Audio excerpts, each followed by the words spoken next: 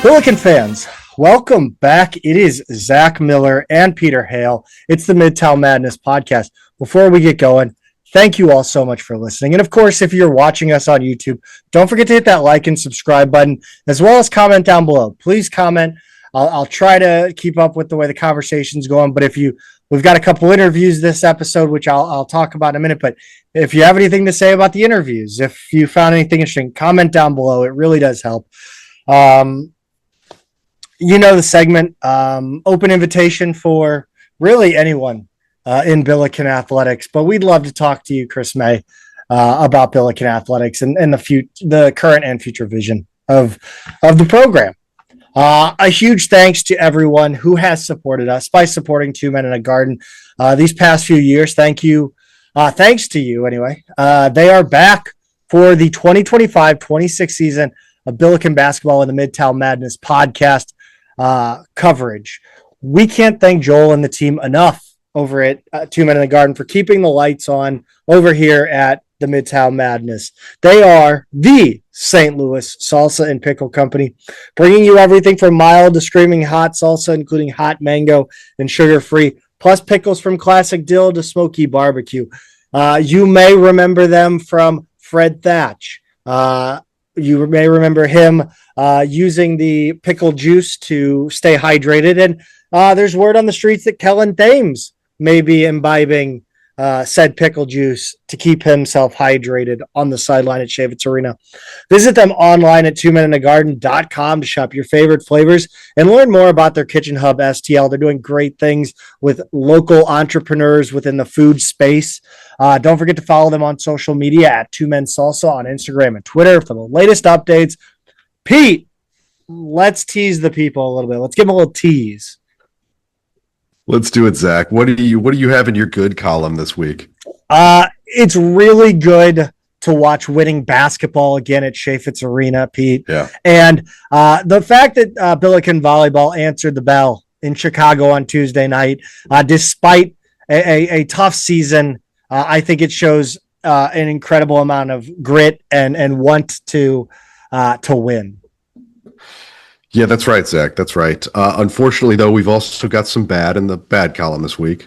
Yeah, women's soccer flopped at home, unfortunately, in the A10 semifinals. That's way meaner. I wrote that, and when I said it out loud, that sounds so mean. Billiken women's soccer. They crashed out in the semifinal. That's better. That's kind of better. It's a little better. Oh, okay. Yeah. By the way, Guy Phillips is also still like brutal at his job of PA announcer. I just cannot get. He got like 4 things wrong in a row on home opener, and that was wild.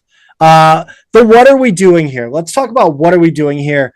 And Pete, what was the Billiken defense doing against Chicago State? Taking a lot of plays off, it seems, Zach. But yeah, we'll have to dig in that a little bit further in the show. What was the official box score doing for the Billiken women's basketball versus Middle Tennessee State? I noticed that the arena was listed as the Mark Twain building. I cannot figure out how that's even possible.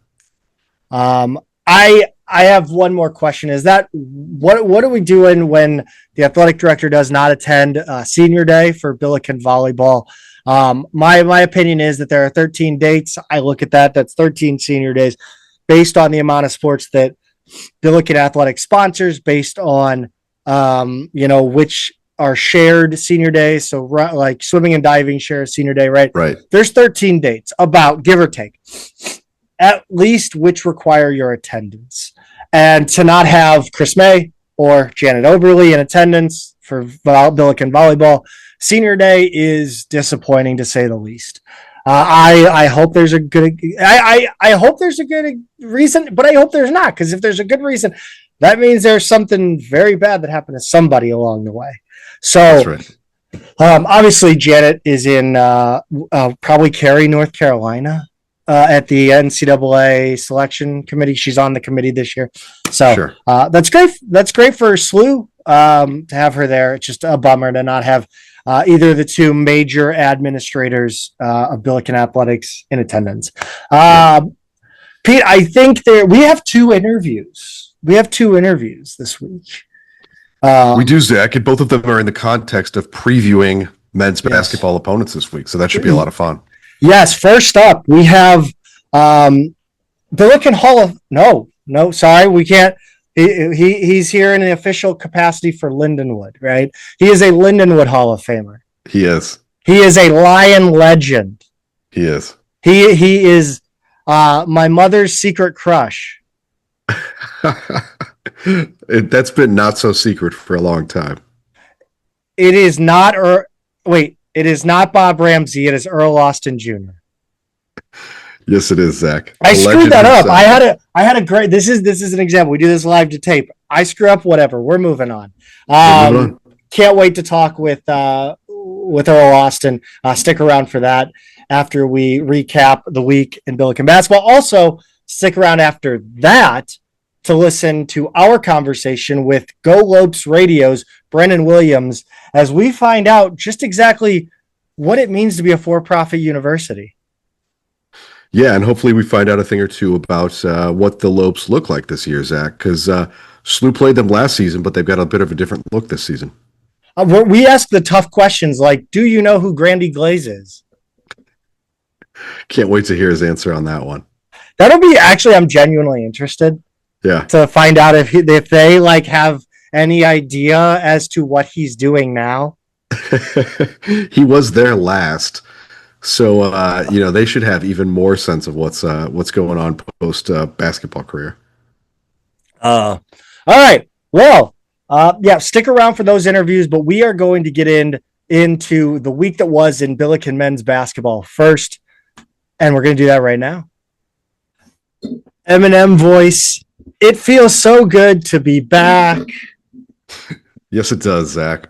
And you even have the added bonus of being back in Schertz Arena. I'm just back on the couch watching these games, and I couldn't be happier. But I can't imagine being there in person. It was good to be back. The sounds, the smells, the sights, it's all there. It feels like home. Yeah, it really does. It really does. The seats aren't as comfy, I gotta admit, but like I don't mind my couch. I do enjoy my couch, but you feel more at home. Like you're like I'm surrounded by my people. This is the right. This is my spot. There you go. Where I belong. I've been next to you there. I see how comfortable you are. Yes, I put my feet up. That's right. No, it was great, and I will say I was impressed with the students. The turnout, yes, the turnout was great, but the engagement was really good. Usually for these games, you get like 6 or 7 rows of students who really care. And then you've got some random students sitting over here where the bus driver for the visitors at up on the wedge. And then you've got random, athletes that are sitting up at the top of the section. It felt like the bros were out. Like, I don't know other way to put it. Like, it felt like when I would go to games, basketball games, the gender breakdown of St. Louis University really showed at games. It was heavily female. I feel like Billiken basketball couldn't get the dudes out to watch the game. I don't know if this is a controversial topic I'm going down, but what I'm saying is it felt like the fraternities were out. The fraternities were engaged in what was going on. And that is something that SLU athletics hasn't really had. The other thing, Zach, is in a while, because we had the corral and then, but they weren't engaged like they were on, was that Monday night?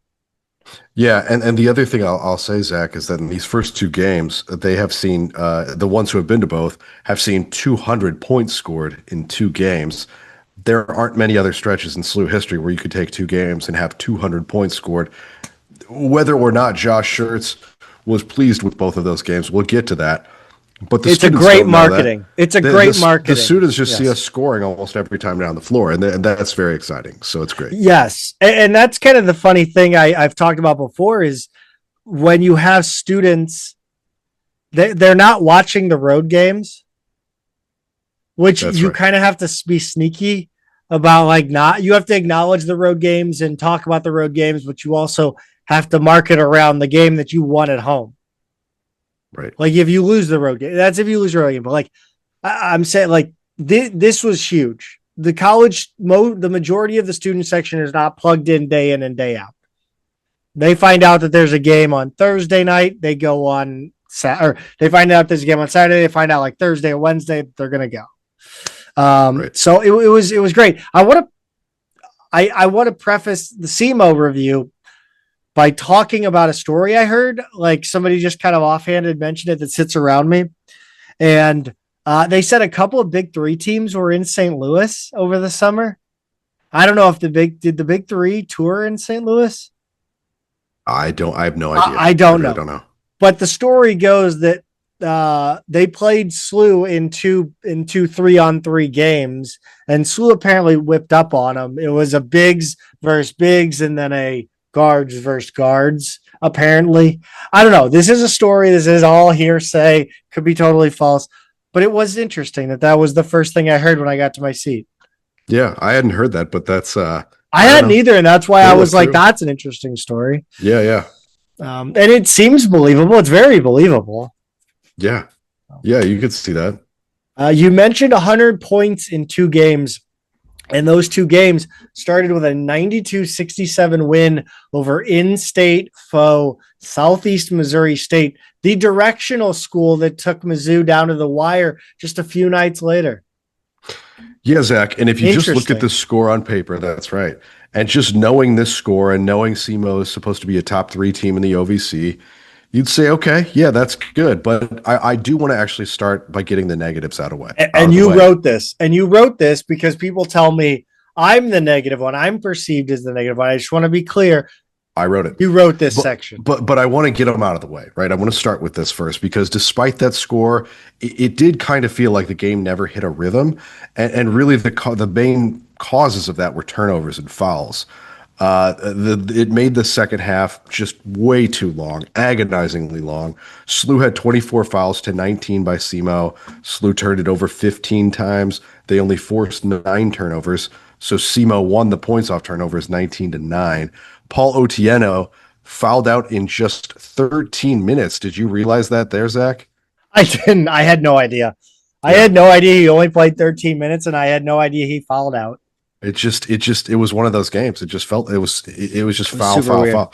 Quentin Jones and Mari McCautry each had 4 fouls, and those 2, by the way, had a combined 7 turnovers, almost half of the team's total.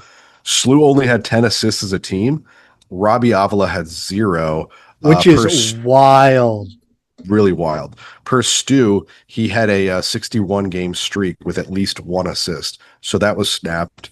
And then SLU went 4 of 18 from 3 in the second half, so that didn't help widen the gap or anything like that. So with all of that out of the way, despite kind of some of that sloppiness, Zach, I think there's still a lot of positives to take from this game, right? I mean, yes. I mean, you win by what? What did we win by? 25.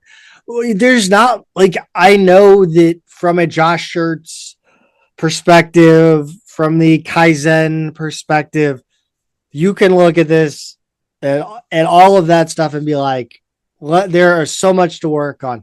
But when you are a Billiken fan and one that has not seen a dominating win like this against a Division I opponent in a few years, this is something that, like, you hang your hat on and you enjoy the hell out of it and you appreciate it for what it was. Yeah, I think so. I mean, this is one where they out-rebounded SEMO by 25, hit the glass hard. We're seeing things that we didn't necessarily see a lot last year, right? That rebounding margin for one, going 81% from the free throw line, 28 bench points. I love that. To just 12 from SEMO. That's not something we saw at all last year, was bench points. Sometimes literally 0 bench points. Second chance points, 12-5, not a big factor. Hold on. Can we discuss though that that 4 of that 12 Billiken second chance points were Robbie Avila missing a shot and getting his own rebound with nobody within 10 feet of him, and just kind of like this happens so often. It's ridiculous. That's fair. Absolutely. No, fair. I'm not calling it out. I just think it's funny that every time he gets a rebound, there's nobody within 10 feet of him, and it's his own rebound. Yeah. He is like the Angel Reese of the Billikens. He gets me bounds. That's great. No, yeah, that's a good. She's call. Much better than Robbie. I'm kidding, guys. Second chance points were 12-5, and you'd probably hope for more than 12 off of 14 offensive rebounds. But holding SEMO to 5 is the more important figure there. Points in the paint, Zach, 48-28. Fast break points, 20-8. It honestly felt like more. I thought we didn't do a great job. I mean, I thought we struggled on drives on the fast break. I think this team has like SLU basketball has not been good on the fast break, and I don't know how long. Like I always feel like we struggle to finish on fast breaks and always just end up at the line at best. That was certainly that was a defining characteristic of the team in those late forward years, right? Is how many layups we missed. And then how many times we'd have like a 2-on-1 or even a 3-on-1 that would get blown up. Yeah. Yeah. Yeah. So that's something. Yeah. You see us. I think this team is going to get over that, right? Like I don't know. I don't see it. That doesn't feel like something that's going to be a defining characteristic of this. I think a lot of the struggles in these two games on the break was a lot of not really understanding where the other person is going to go. Yeah. And instead of throwing it away, I think this team hesitates and or drives or just drives instead. Yeah. So yeah, I think you're right. We had 5 double-digit scorers in this game, and let's start with Avila. We've already talked about him a little bit. I think he was very good in this game overall, despite the lack of assists. 18 and 11. Only 1 foul, only 1 turnover. Despite those non-assists, he did look to be in a pretty good rhythm with his teammates. He played well off of screens. He frustrated SEMO defenders. He was 3 of 7 from 3. He did only go 3 of 6 from the free throw line, and it seemed like the plays were ending up in his hands and not starting in his hands, right? Like he wasn't as much of a true trigger in Josh Schertz's parlance. But he was getting open looks at the top of the key, and I'll have Robbie Avila shoot those all day. Yeah, I thought that he really kind of has kind of got into the decoy role, maybe a little bit. He's a threat. He's a threat more than he is the weapon. Yeah. Like and when you do get, because what's going to happen is teams are accounting for Robbie, right? So they are going to play in a manner that is going to specifically account for Robbie's strengths. Now we have so many weapons that they are going to have to at some point cover those weapons. But Robbie is still going to be down there. So when Robbie has he can be much more selective about the chances he takes. And I think that is really where he's as much of a weapon as he is the threat. And I think, and what was kind of great about his game is that turnover was the first possession of the game.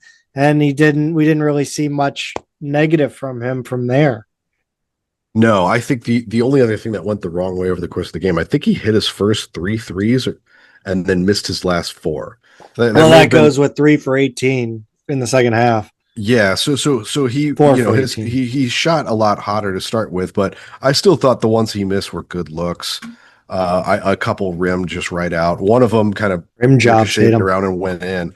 But overall, I like this game from him. I think the assist opportunities are going to increase over time as these guys know, like Schertz has talked about, they got to be smarter cutting.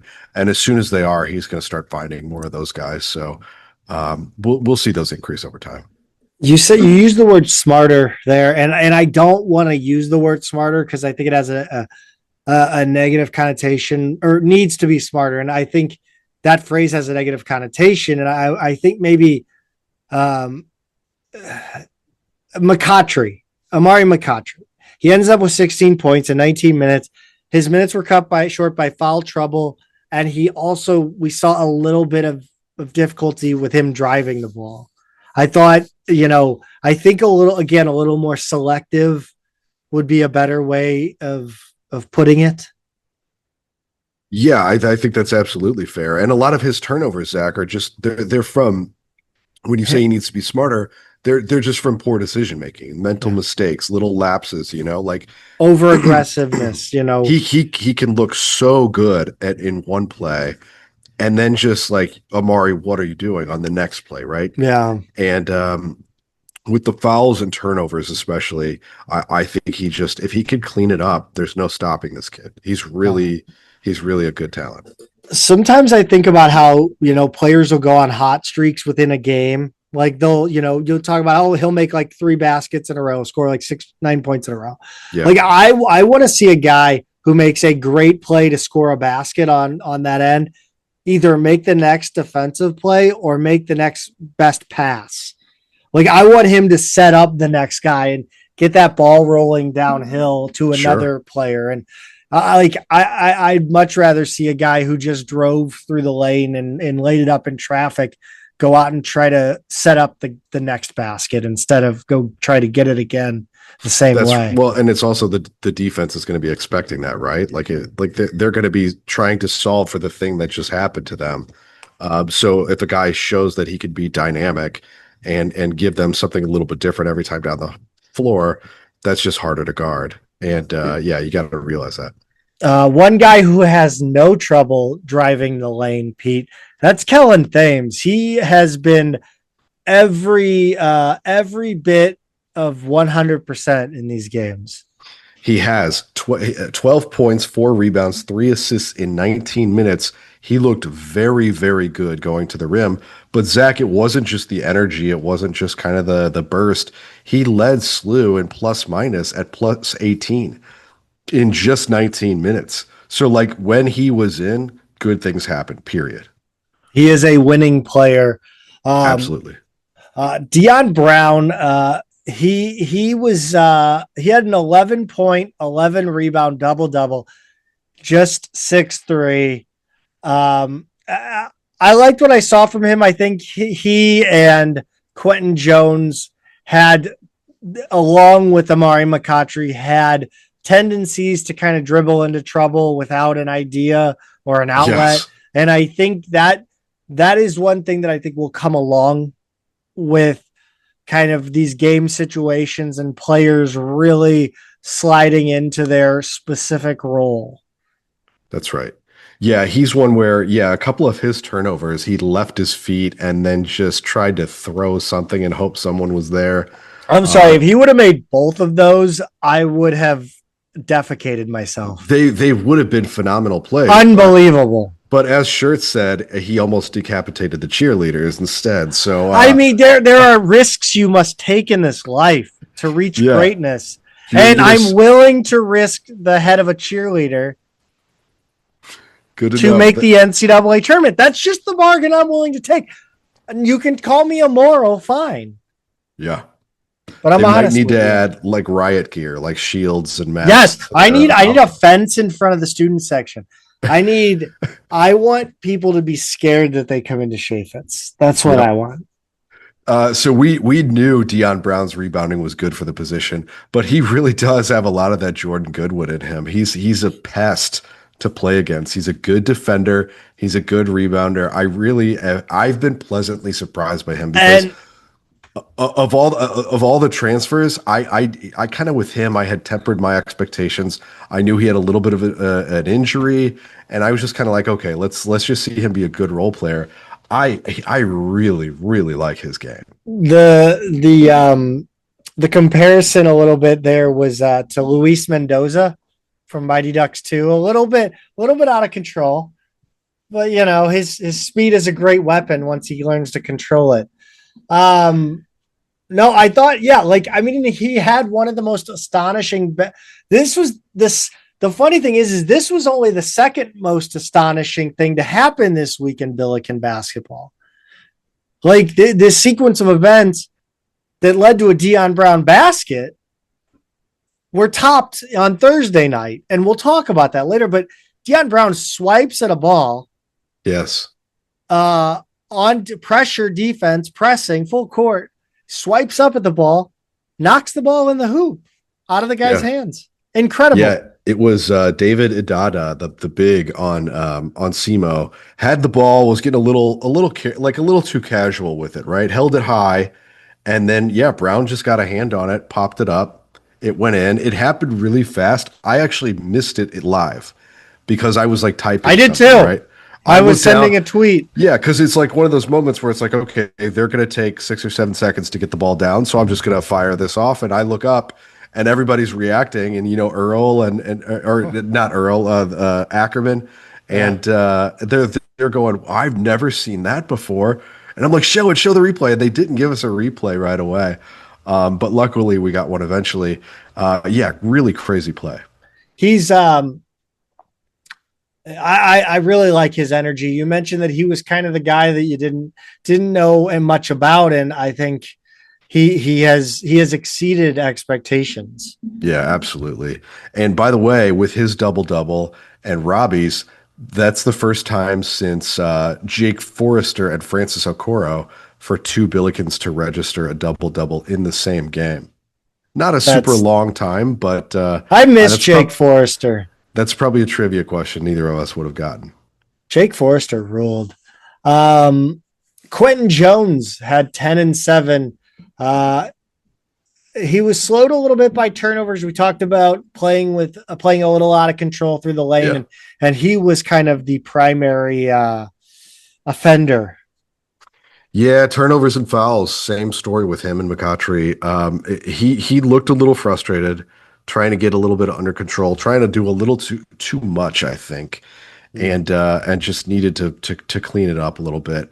I just think again. He will make one of those plays that drives you crazy, but then the next play he looks brilliant. So I think he's just kind of one of those guys. If he and McCautry can clean things up, I mean, good luck stopping this team. Let's talk about Trey Green. Kind of got off to a slow start in this one.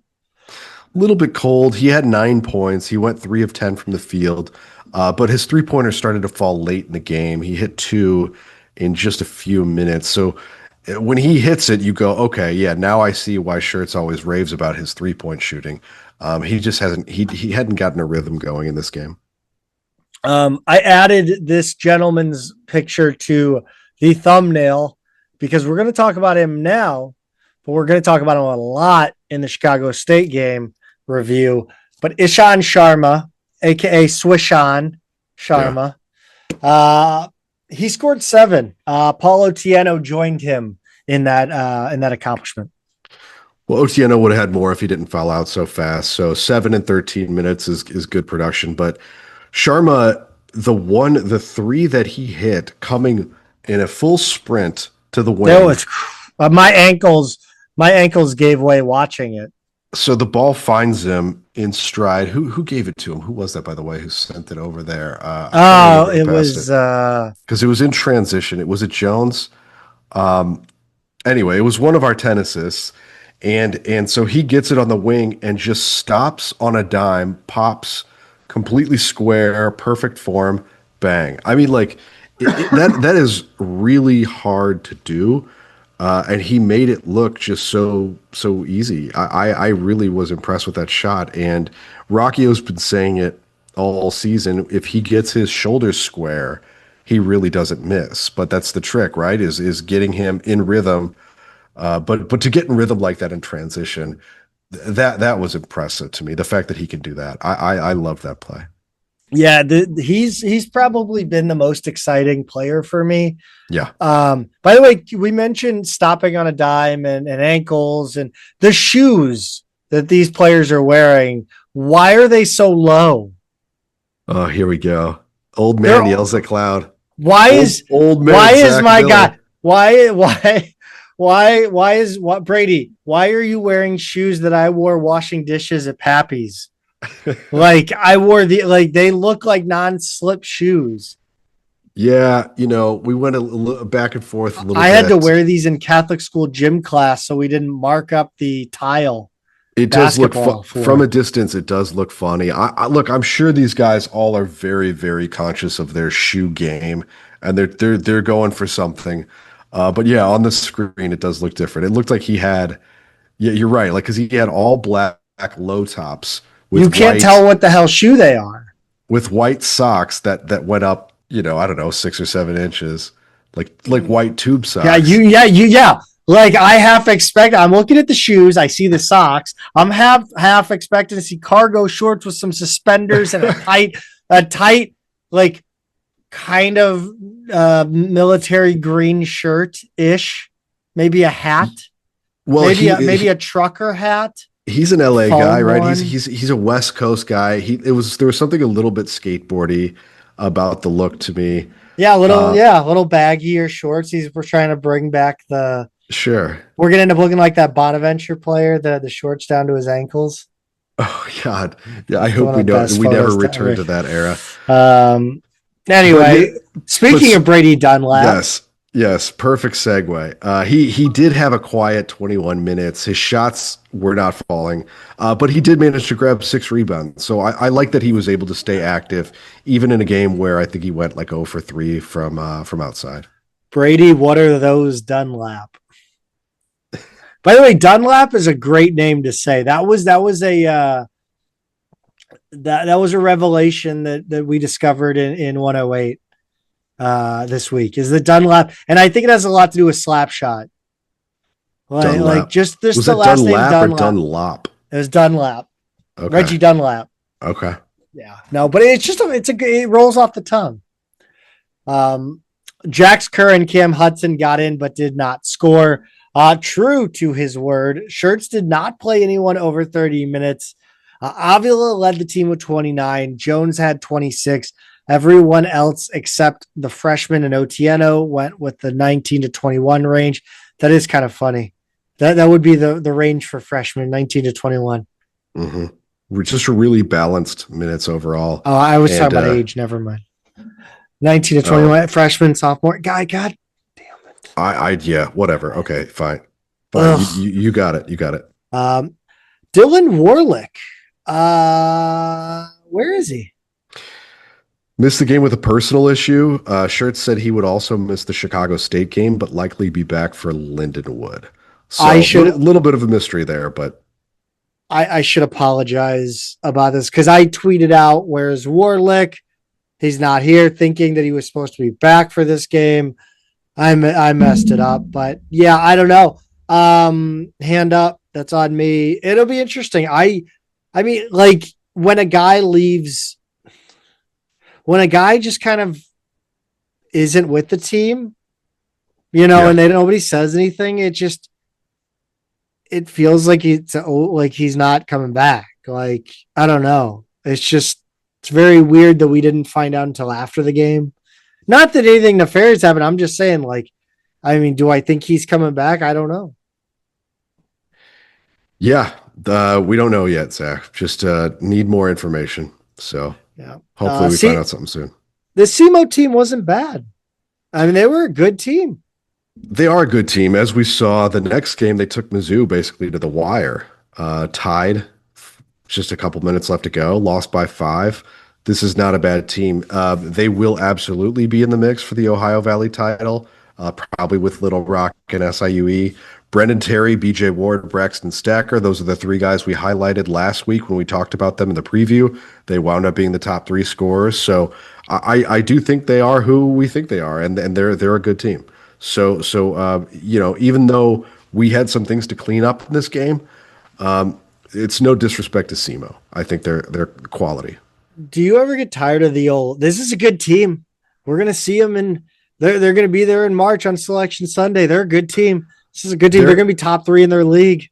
There have been times I've genuinely thought that about other teams we've played, and they just have been nothing special.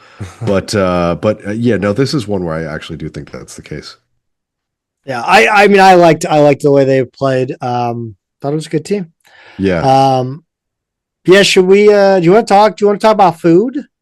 I think you want to talk about food, Zach, and I want to hear about food. I mean, so I got the meatball. So we talked, Pete prefaced this with kind of the background because people kind of maybe haven't listened this season yet. We did, was it last week? It must have been last week, Zach. We talked about the new food offerings at Chaffetz Arena. There are 8 new food stands. They really stepped up the concession offerings this season. And some of these kind of piqued your interest. And it sounds like you're starting to kind of make the rounds here a little bit. Yeah. By the way, if anybody wants to sponsor these taste testings and reviews, I'm all for it. I'll sell out.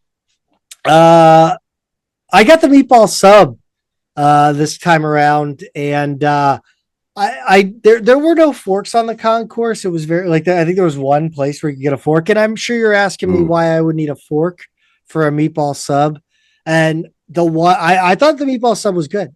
Look, with arena food, yes, I am for unique items, unique fare, non-traditional food, but it doesn't have to be great. It doesn't. It just has to be unique. Ooh, what is that? I'll try that.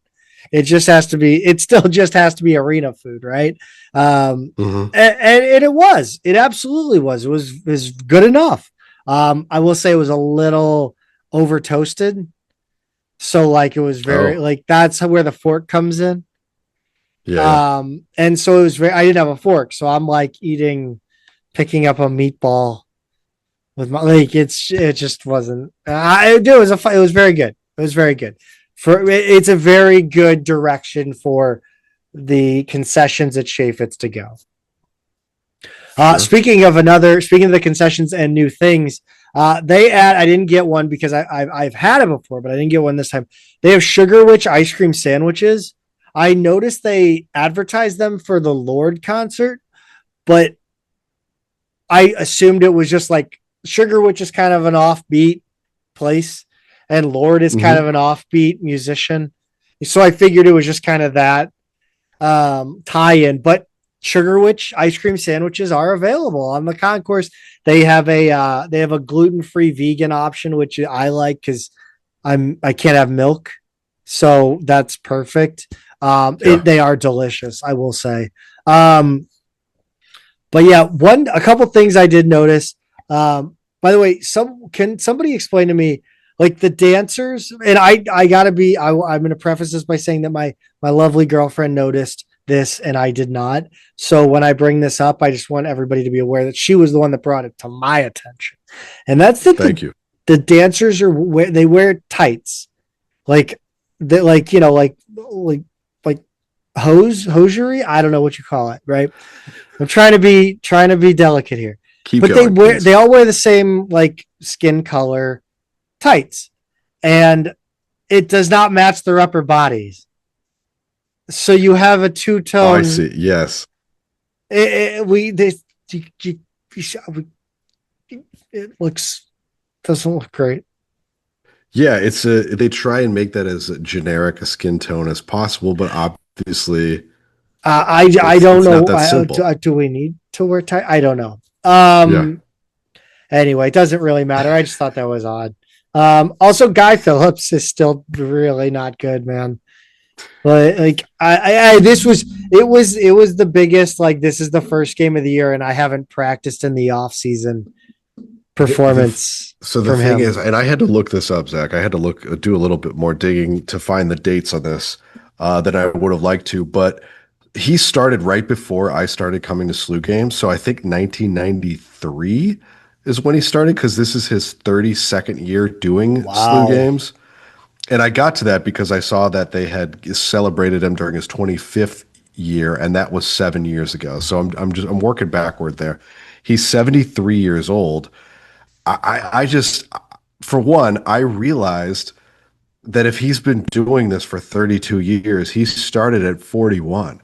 I'm 42 now. So when I first started hearing Guy Phillips at games, and I thought he was terrible, the people around me would complain about him, he was basically my age.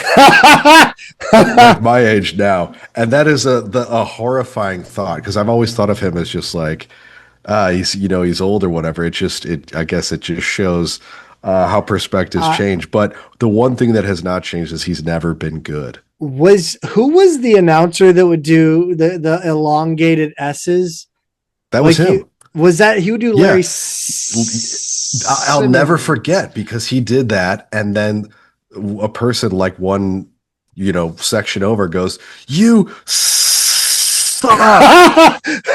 And the person who said that, the person who said that was legitimately much older, older than I am now. So, yeah, and that was 95, 96. Like what? Well, Larry Simmons, maybe 97 or 8.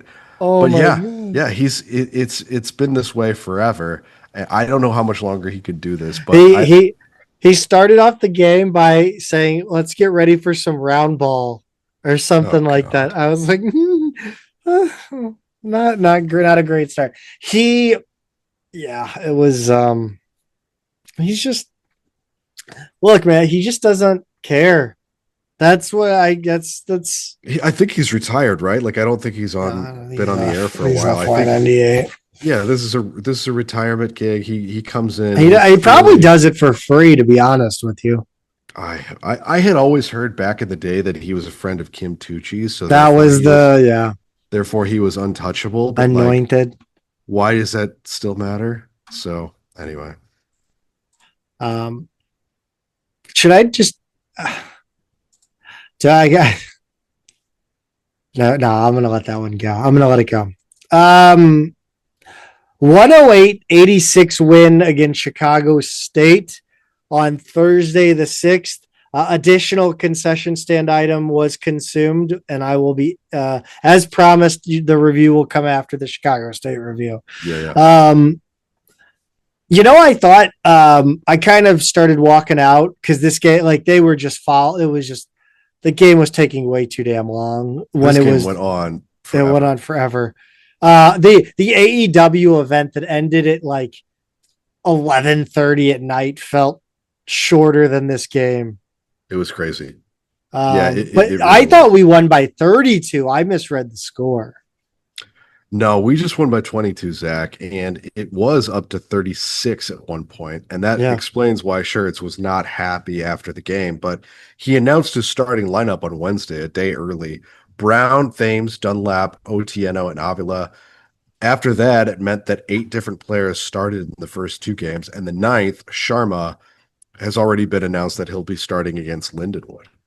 Yeah, I think Sharma, I mentioned him in that review of the SEMO game, and I think Sharma has really taken being the 9th spot, for the starting lineup personally.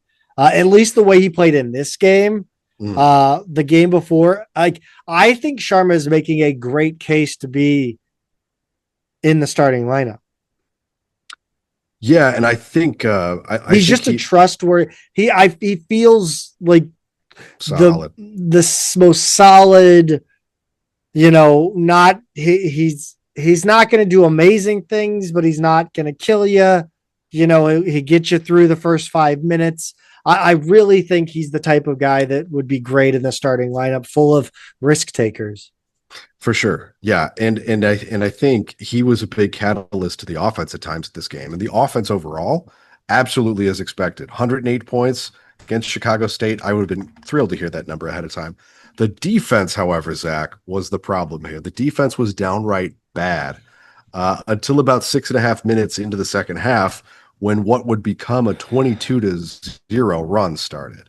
That masked a lot of other issues that happened before and after that run. Yeah, it really did feel like SLU was guarding the 3-point line and the basket.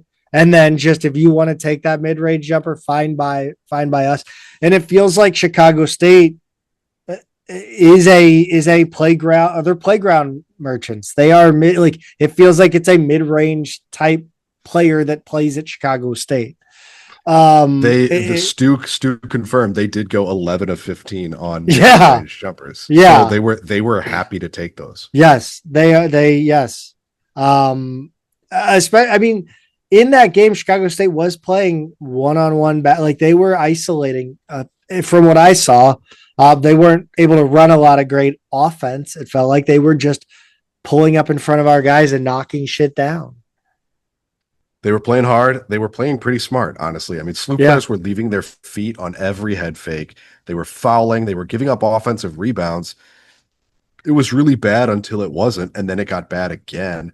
Chicago State ended up with 12 offensive rebounds and only, luckily, 10 second chance points, which is not a bad number until you see that SLU really only had 4 second chance points. They had 35 free throws and hit 28 of them. That's a good way to keep Chicago State in the game a lot longer than they should be. A good way to keep this one closer is to put them on the line that much if they can knock them down. Yeah, let's talk about the play that made this week, or the plays, the sequence. Yes. We talked about it a little bit in that SEMO. We teased it. This was the most insane thing I've ever seen, and I missed a lot of it. It was crazy, right? So you've got that 22-0 run, and there's a stretch where there were 7 points in 18 seconds. Thames has a steal and a layup, right? Then Jones steals the inbound and lays it up off the inbounds. And then another steal by Thames, who passes over to Sharma, who hits a 3, and the place went bananas at that point. I mean, like at the arena. You knew that 3-point shot from Sharma was going in the minute it got to him. Oh yeah. Like, you could see it on TV too. It's when you're playing a sports video game and you just know that the momentum of whatever momentum mechanic the game implements, your opponent's just going to score. They're just going to beat you, and there's nothing you can do to stop it. Yeah, I think the game was pretty much over at that point. Even though, to Chicago State's credit, they clawed back. Yeah. They were a scrappy bunch. They were, and it's interesting, Zach, that Schertz started a taller lineup to try and exploit SLU's size advantage, but the run primarily happened with that smaller lineup on the court. It was really kind of a funny, unexpected twist there. There weren't a ton of rebounds to go around in this game with so much scoring, a lot of shot making, but SLU only rebounded by Chicago State by 5 overall. SLU was plus 10 defensively, but minus 5 on the offensive glass, which I thought was kind of interesting. Again, Chicago State played hard. I just give them a lot of credit. Yeah. Look, you score 100 points. Again, this is another one of those games where if you're a SLU fan, you sit there and you say, you know what? I'll take that. I can nitpick it. We can sit here and talk about, the defense, but at the end of the day, the final verdict on this game is SLU did what it came to do. Maybe not. They could have maybe scored a few more points. They could have, extended that differential. But this is a get you happy, move on. Lindenwood's up next. Yeah, I think so. I think, it's up to them to clean up some of the defensive stuff. When you do score that many points, you wind up with some big numbers. 6 guys in double figures, another guy with 9 points. SLU went 30 of 33 from the free throw line, which is crazy. I mean, they could be a very good free throw shooting team, which is going to be a difference maker in closer games. And then 58 bench points, 42 points in the paint, 41 fast break points. It's just a lot of numbers that are pretty gaudy when you score 108, Zach. Yeah, I can't think of anybody who can't shoot free throws on this team right now. Who's the one? Amari McCautry is maybe the guy you don't want at the line. Yeah, I was going to say Otieno. Maybe he's just Otieno's good from the line. Yeah, it's really McCautry's the only one who's a little bit shaky from the line. I think everybody else can you don't want to put him on the line. Yeah, I wonder to what point, if you just put enough guys that are decent at basketball and can make free throws, how many games you can win just because you take the free ones when you get them. It's gonna be some. I don't know how many, but it's gonna be some. They're good. I think Chicago State will do okay in the NEC this season. I mean, at the women's soccer semifinal, you got a deer running across the field. The NEC is a wild conference. It is. And that's like we said last week, the NEC coaches had picked them 6th in the league, despite how bad they were last season. So I think they knew something that other people didn't, because Ken Palm and some of the analytics had Chicago State in the bottom 5 or 10 teams. There are not 350 teams better than this. I mean, this is not a top 100 team by any means. I don't want to be hyperbolic, but they are not a bottom 50 team either. They're a little bit better than that. So anyway, a lot of credit to them. They played really hard. Pete, I had this time around, I had the pizza, the new and improved, the no longer right angle pizza, which, I mean, look, if they could have taken, and they might have, if they could have just taken the recipe from the right angle pizza and made it into the flatbread, I would have been happy, right? Sure. I was disappointed to see that they eliminated sausage as a topping. However, I had the pepperoni, and as I said, like it just has to be above acceptable. Yeah. Like it just has to go above acceptable. Just not by much. It just and the pizza was above acceptable. It also it hit the weird shape mark because what it is, it's like a elongated circle. I don't know what you would call that. Like an ellipse, an oval. Thank you. Yeah. It's like an oval. So then they cut the triangles, and then you get like 2 D's at the end of each side of pizza. It's a very weird cut, but I enjoyed it. It was very, very okay, which is again unique, above acceptable. That's it. Good to hear. I will have to give that a shot. First time I get to Chaffetz Arena this season. Zach, I think now we can take it around the A10. We've got some other conference games to talk about here. Why don't you take Monday, November 3rd here, when the league started off with a perfect 11-0 record. Perfect 11-0. Monday, November 3rd. St. Bonaventure 69. Nice. Bradley 63. That's an interesting result for the Billikens. Yeah, and it was bright and early. It was a morning game in Rock Hill, South Carolina. I was at work. I forgot that there was a morning game, and all of a sudden I'm like seeing A10 Twitter starts going, and I'm like, whoa, what is this? Shout out the Field of 68 and their marathon broadcast.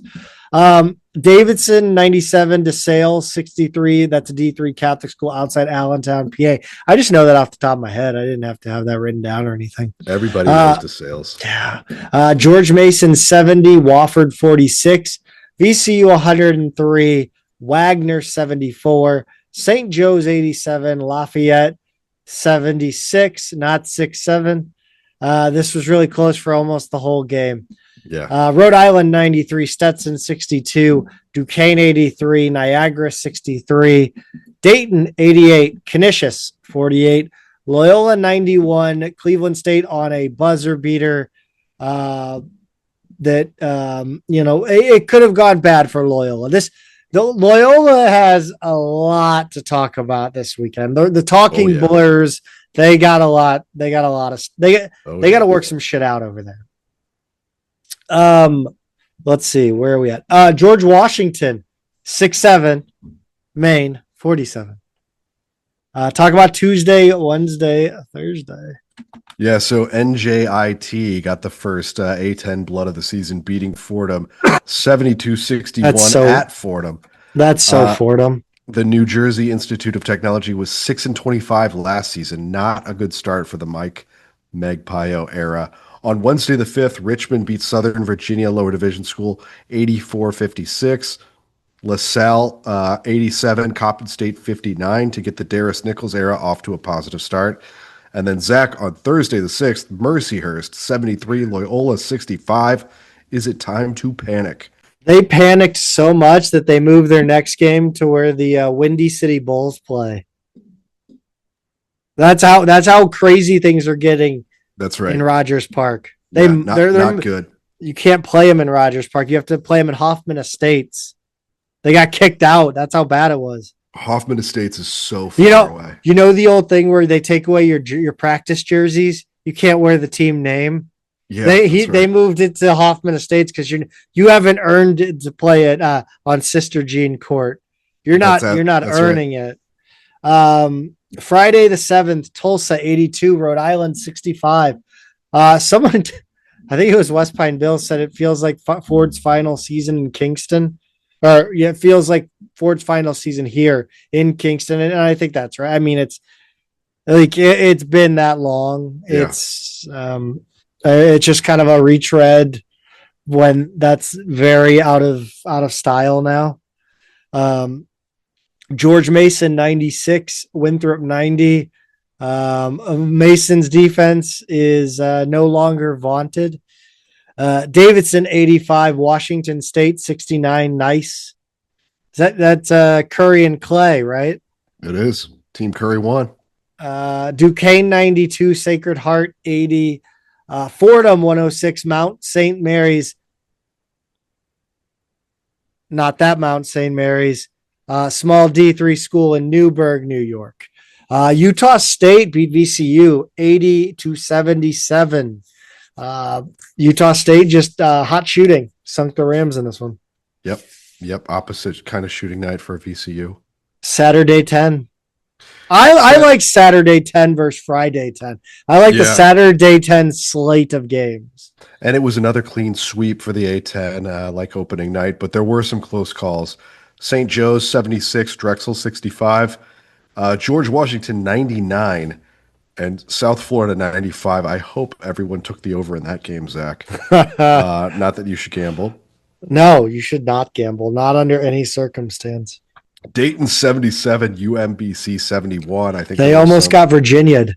By the way, also, right. Did everybody know that Ryan Odom was the coach at UMBC when they beat Virginia and is now the coach at Virginia? Oh, I forgot about that. I forgot he was at UMBC. He was the coach that beat them. That's right. As a 16 seed. That's right. I just watched a video on that upset and how it happened, like the tactics of the game is interesting. Oh, anyway, sorry. Full circle. Continue. LaSalle 73, Monmouth 60, St. Bonaventure 89, Canisius 70. Second loss for Canisius to the A10 this week. This was something, by the way, like the 142nd time these teams have met. They used to play at least twice a year. Richmond 87, East Carolina 72. Zach, I may have been too early to write the Spiders off. I mean, it's East Carolina. It's not even. It's not. Right. It's the ECU, not the TCU. They're in the American. It's not. They're not in a bottom tier league. They're not that bad. And then on Sunday the 9th, Eastern Carolina is off the coast of America. They used to be a conference. Yeah, I know. I know they did. Yeah. Okay. They were one of the more short-lived conference opponents. They were more like a Butler. Not quite. But not as good. Not quite that short, but yeah. And then North Texas on Sunday the 9th beat Loyola on a buzzer beater, 64-62. Loyola actually had tied it with a few seconds left. North Texas came right down the other way. I thought they got away with a travel in this one. They may have, but Zach, that is a disaster of a week for Loyola. And it could have been worse had they not hit that miracle shot over Cleveland State. So, thank you, Sister Jean. Wow. By the way, was East Carolina joining CUSA the canary in the coal mine of that conference? No, I mean that conference was always kind of doomed because it had like real programs in the top half, and then it had those kind of like Southern Miss, East Carolina, Tulane. Like the bottom half of the league was just a big drop off from the top half. It was always kind of doomed to blow up at some point. Let's see, where are we? Let's talk about some recruiting before we get into a lot more stuff, which, by the way, we are going to have to skim the losses and talk about the wins. I think that's an executive decision I'm making because this podcast actually, let's not talk about recruiting, Pete. I messed up. We are going to head over to a couple interviews right now. We're going to hit you first with Earl Austin Jr. Then we're going to follow it up with Brennan Williams. I got that right? Yep. Brennan Williams of GoLopesRadio. He joined the show. We're going to preview Lindenwood and Grand Canyon right now. Fun. All right, Billiken fans. An incredible treat for you, for Peter, for I. We have a Lindenwood Lion legend. He's a man who needs no introduction, but I'm going to do my best anyway. He's a supreme St. Louis ball knower, and he has the voice of an angel, the dulcet tones of Earl Austin Jr. Earl, welcome to the show. So thank you. How are you guys doing? Can't complain, Earl. It's You're basketball here. season. Yes, you're here. It's basketball season. Let's talk some ball. Tell us about Lindenwood, your alma mater. Yeah. Well, of course, the Lions it's their fourth season of Division One, coached by Kyle Gerdeman. Last year they had a pretty good season. They're about 500, but for them made the Ohio Valley Conference tournament, got a 7 seed and actually won a game. So that was kind of a first time to win a game in the conference tournament. They lost some kids to the portal, but have a pretty good nucleus coming back. I think their depth is in their front court. They returned their top players, Jadis Jones, who's from the Boot Hill, New Magic County. He was the OVC freshman of the year. I think he made second team all team. He's like a 6'5" combo forward. He averaged about 13 points, 6 rebounds, and he was missed a lot of the preseason with an injury, but he came back for his first game the other night and had a pretty good 14 games. And the other top player back is Aeneas Futrell. He's a St. Louisan from McClure High School. He averaged 13 points, led the team in rebounds. He's a smooth 6'5" guard, shoots it well. He's a really good athlete. And Clayton Jackson from Cardinal Ritter returns. He was on the state championship team, played for Ryan Johnson. He's been starting. He's a real good defensive player, really plays hard. And then it's just a lot of newcomers. Best newcomer in the backcourt is Makai Cooper from Miami of Ohio. Does an excellent job. He was on a team that won the MAC regular season and just lost in the postseason tournament at the buzzer. He's going to give them some steady floor ball handling, can really shoot it from the three. He's played pretty well so far. And then up front, there's a lot of good. There's depth. There's Jeremiah Talton, 6'7" kid from Quincy, who's a JUCO, who sat out last year as a redshirt. Jalen McDaniel, 6'7", power forward, coming back from injury. Robert Lewis, 6'9", transfer from Arkansas Pine Bluff. He went to Cardinal Ritter. He's played well, had a double-double the other night at Texas Tech. And Nilo Stenovich, a 6'10", transfer from Maine. He's kind of been a pleasant surprise. Got nice skill, shoots it from the three, got some good passes the ball well. So up front, they got a lot of depth, and it should be interesting what they can do tomorrow night against the Billikens. What would you say their identity is? Like their style? Like what would you say if you could just sum it up? Are they a defensive-minded team? Are they a three-point shooting team? What are they? Still trying, yet to be determined. Not really a three-point. Don't have not a prolific three-point shooting team. Jeremiah Talton at 6'7" is kind of a stretch four. Makai Cooper came in as about 36% shooter at Miami. This team pretty much I think is good at getting to the basket. I think they're at their best. They can get in the post, drive it, get to the free throw line, and then get those opportunistic threes off kickouts and transition threes.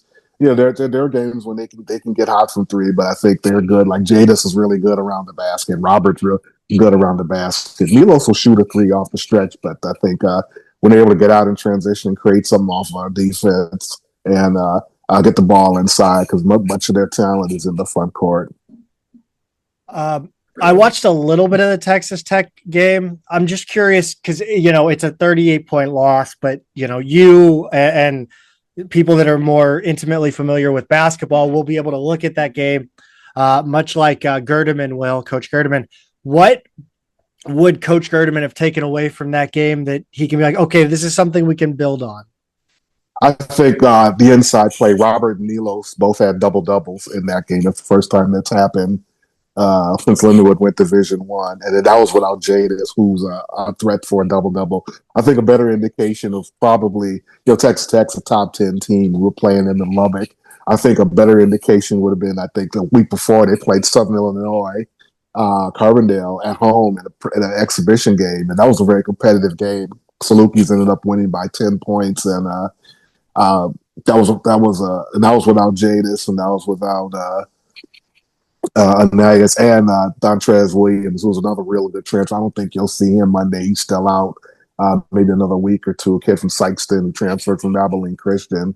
I think what you can take so far is that I think, especially from that Carbondale game, that you can compete inside with anybody. You got the size, depth, and you got a lot of people. Jeremiah had a really good game as well. Shot it from three, drove it well.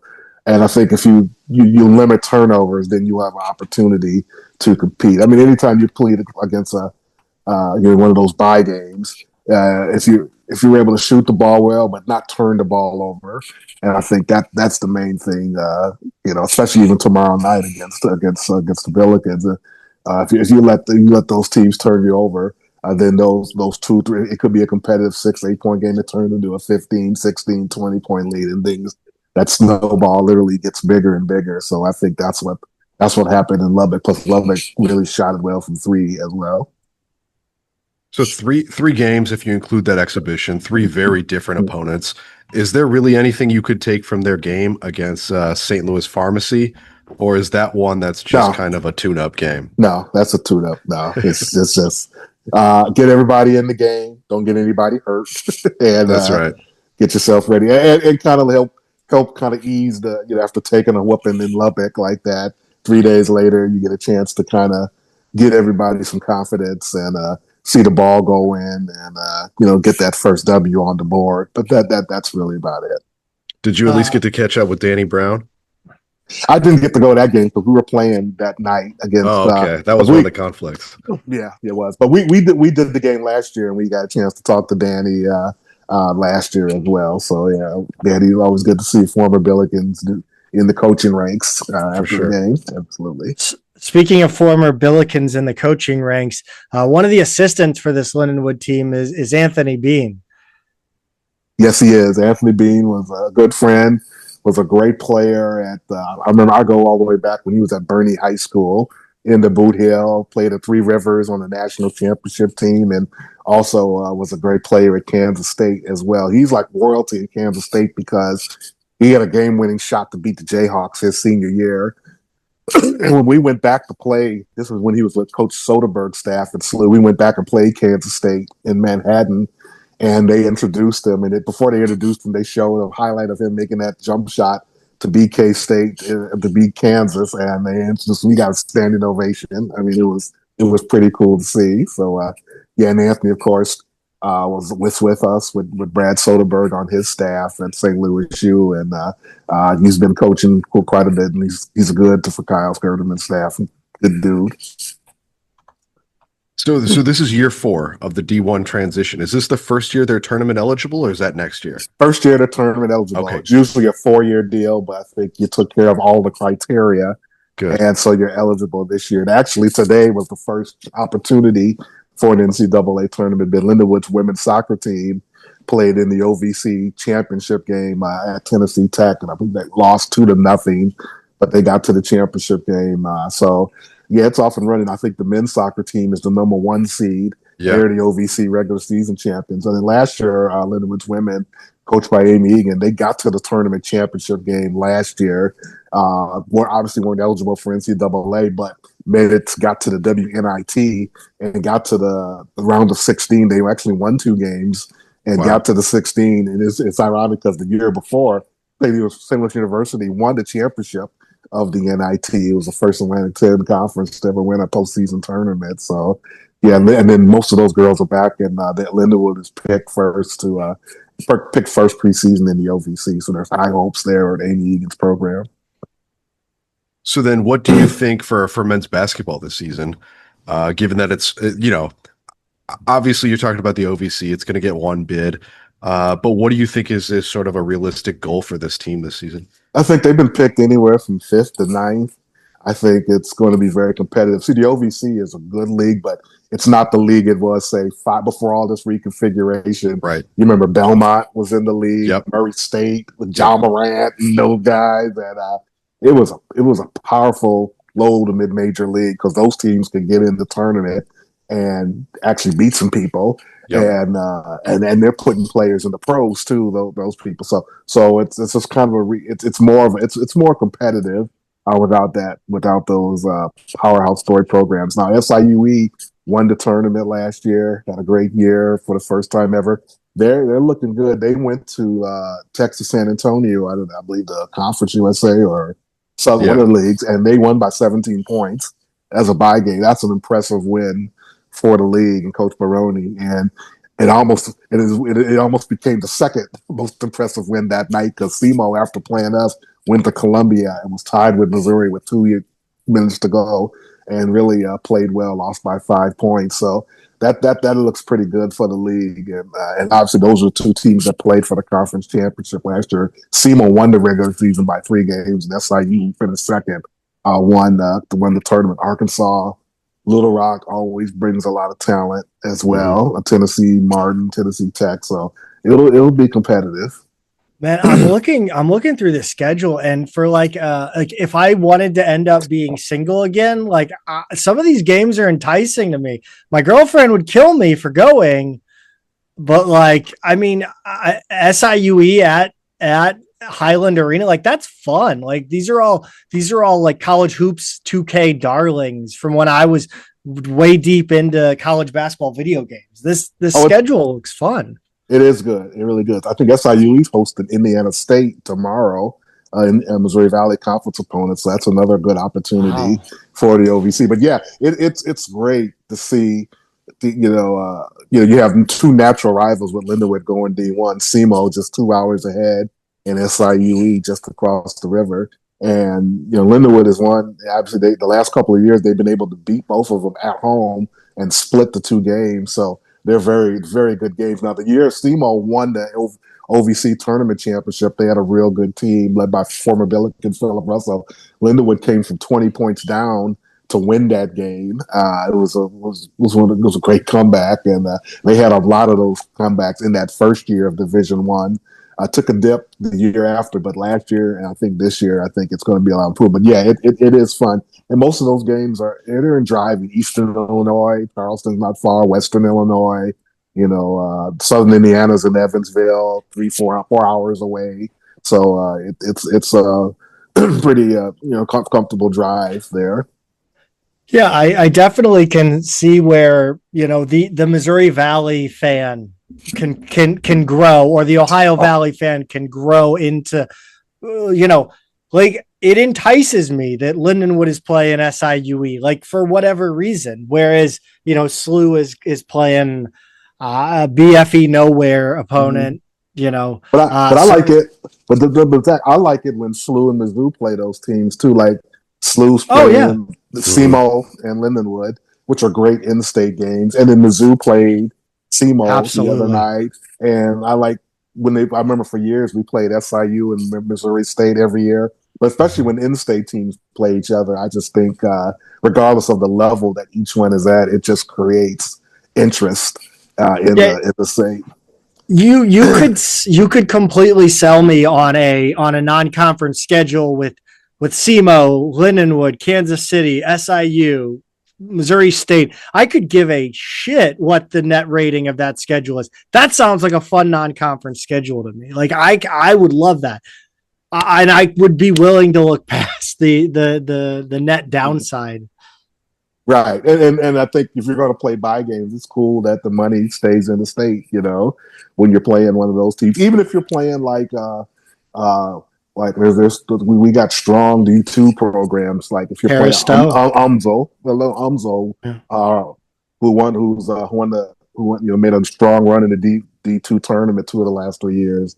Missouri S&T, coached by Bill Walker, they won the GLVC. Missouri Southern, pretty good program every year. They were up 10 on Missouri State at halftime in their opener and their exhibition game, and then Missouri State took control. That's kind of a regional game there because Joplin's a few out right not too far from Springfield. So I like those games too. More exhibition and everything where you get a chance to play those teams. You mentioned Philip Russell a little bit ago, and I think that segues in a roundabout way to my last question, and that's because I always think of Billiken killer, and it's always a local guy in my head. Who on Lindenwood has the chance to be that guy that steps up and shocks Chaffetz Arena tomorrow, tonight? That's hard to say. It'll be interesting to see Aeneas. Aeneas Futrell's got. He's a scorer. Now he can be streaky from 3-point range, but he's got a smooth delivery, and he can go for. He can get knocked down 3-4 in a row. He did that last year against Tennessee Martin in the first half of a game. He had 20 points at halftime, and he hit 4 or 5 3-point shots. Now he's better at 15, 17 feet, and his 3-point comes and goes. But when he's efficient, he's got that kind of ability to run off about 10, 12 points in a very short amount of time, I think, because he's a natural scorer and does a nice job when he's on his game. Earl, thank you so much. I know probably 95 to 100% of our listeners still fondly welcome that cold, chilly drive home, listening to the post game with you and Rammer. It says the holidays are coming to me. I don't know about Pete, but Earl, you've brought us all, I think, so much entertainment and so much joy over the years, and just can't tell you how much I appreciate you and appreciate you joining the show.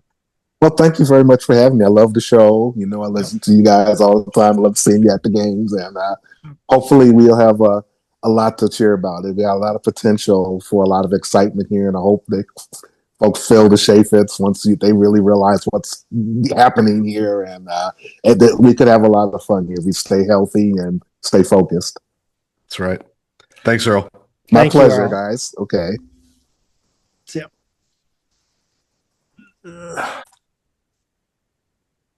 All right, Billiken fans, welcome to the show. He's the host of GoLopesRadio, following Grand Canyon basketball. His name is Brennan Williams. Brennan, thanks for joining us. Of course, guys. Thanks for having me. Excited to be here. Listen, tough last few days in Lopeland, not going to lie. So, obviously got the game Monday, but looking forward to Saturday as a potential redemption opportunity because, we want to get right back on the saddle and maybe try to be a little more respectable would be a little bit dramatic, but get back in the saddle in regards to the general college basketball world. So, looking forward to it. Brennan, I had a first question, but then I realized that I had a more important first question. Let's do it. And that is, are you familiar with Grandy Glaze? Oh, come on now. So he transferred. Have you also seen pictures that I've seen? Oh yeah, we're very well aware in Lopeland. And the videos? Well, I don't know about the videos, but listen, I love Granny. So when I was a senior is when he transferred in, and I was working with the student section. And, at this point, I don't know what you would call it. Maybe he was very just not a lot, hadn't really gone down that lane yet. And he was awesome. Like, he was so helpful with content with the student section, whatever you need. Now you see why. Maybe we should have seen the signs. Yeah, that he does love the camera. So, many. That's what I'm saying. Many people are calling this the Grandy Glaze Bowl 2.0. They are. People are calling it that. I might call it that. It's. I got to come up with a good name for it. But I'm curious how you fit in with the Grand Canyon athletics landscape. We're a fan first podcast, completely independent from the university. What is your how do you fit in? Yeah. Same. So I obviously went to GCU, worked at GCU for a little bit, and then, now just a fan. So the thing with GCU is just because we are a little more new, even compared to a St. Louis program, right, into just college athletics, obviously college basketball landscape, there isn't a ton of external coverage and infrastructure. And there was a point early in last year where I was like, instead of just saying, where is this at? Why don't I just do it myself? Like, instead of complaining about it, let's just do it ourselves. So I started covering the team at the start of last year. Obviously, credentialed, participate, but fully independent, podcast, message board, all that sort of stuff. So yeah, love it. And yeah, I mean, it is a little more like my stuff's going to be a little more fan centric, a little more like basketball centric. So I love the game. So I guess I wouldn't call myself like, super into like the Stephen A, just like, No, that's I dog try to, shit. You gotta really try to- just be calm. Tell it like it is. yeah. That's easy. So, Yeah. even we had to experience that a little bit with the loss the other night, right? Like, No. I don't want to just yell into a mic that it was bad, but I want to have some reasoning and some points, right? And try to be thoughtful in that. So, we got to kind of live that out in reality. Thinking about that loss and your expectations for the season, you guys have jumped up conferences a few times in a very short amount of time. How do you think being now in the Mountain West Conference has changed those expectations? And does this loss feel more dramatic now that you're in one of those top conferences outside of the kind of Power 4 or 5? Yeah, and just context for the listeners, if they don't know, GCU lost at home to Youngstown State out of the Horizon League. They were missing their best player as well. GCU's, 15.5-point favorites. And not only did they win, they pretty much controlled the whole game. There's no real way around it if you guys got to look at it at all. It wasn't good. But, I still think the expectations that were there this year. Like, we know this. GCU invests in their athletic program quite a bit. And they have harsh expectations. And I still think those were there. And obviously, it's not going to change based on one game. But I'll be honest, like, I was shocked. I was, telling Lopes fans, be aware, like, this team's frisky. They play a certain way. They shoot a million threes. They live or die by it. And it's very volatile. And you catch them on the wrong night. And that's what happens. So I still think everything is in front of them.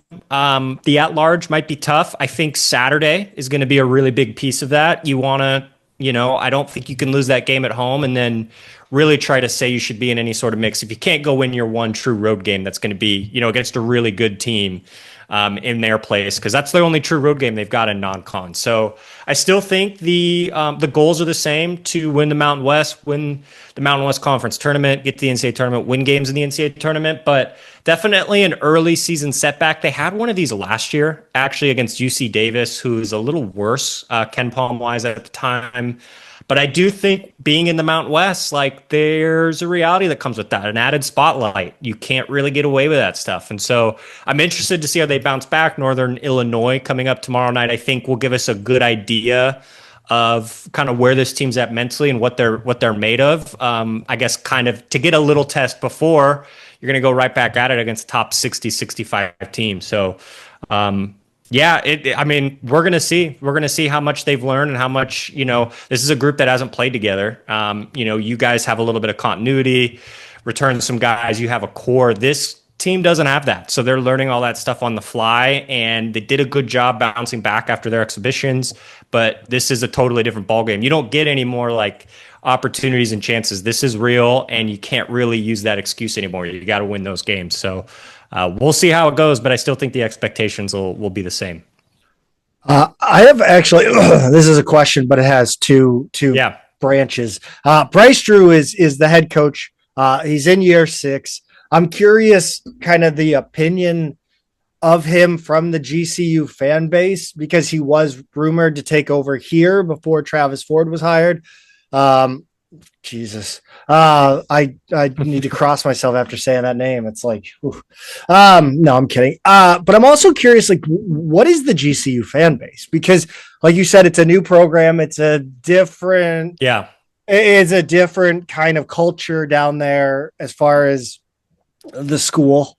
What does that fan base look like, and how do they feel about Bryce Drew?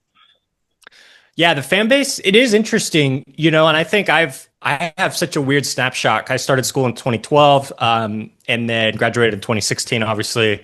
And they made the change, I believe, in 2013 to D1. So I've seen all the different chapters, the Thunder Dan Marley era, legendary NBA player from Phoenix who coached. Legendary traveler.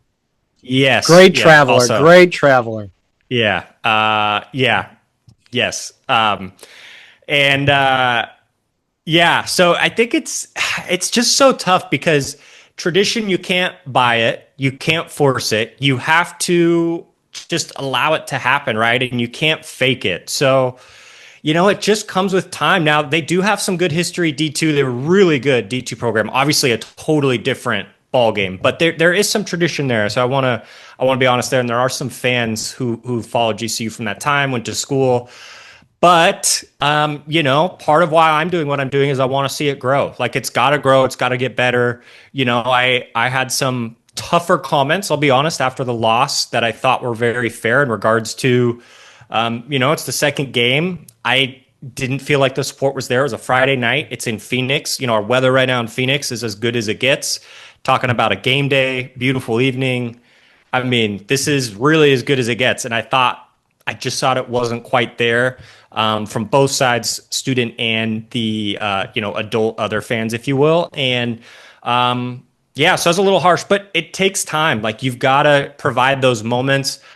Again, I've been a part of it since I don't know. I mean, literally since school, right? Like, in the different levels, being an alumni. I go to Vegas every year with my friends during the conference tournament. Obviously now I work it, but so we're in on the tradition. It just takes time and you can't force that. So I think the more opportunities they continue to provide, more moments, get in more of these big games, big arenas. Part of it is losing some tough ones and, kind of learning from that and people getting a little frustrated. Like, that is what fans do. Like, they don't carry the water, right, for the university or staff or anyone, right? So that's part of, like, when you're going to lose, that's going to happen.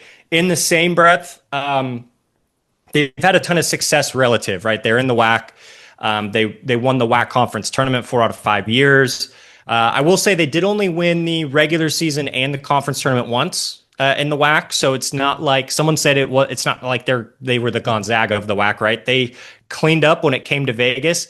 I heard an interesting comment, Peter, just because you just asked that, expectations. Someone said the mindset, like, how does that change? Because in past, literally the first 30 games of their season, at the end of the day, don't really define anything. Are you going to win your 3 games in March?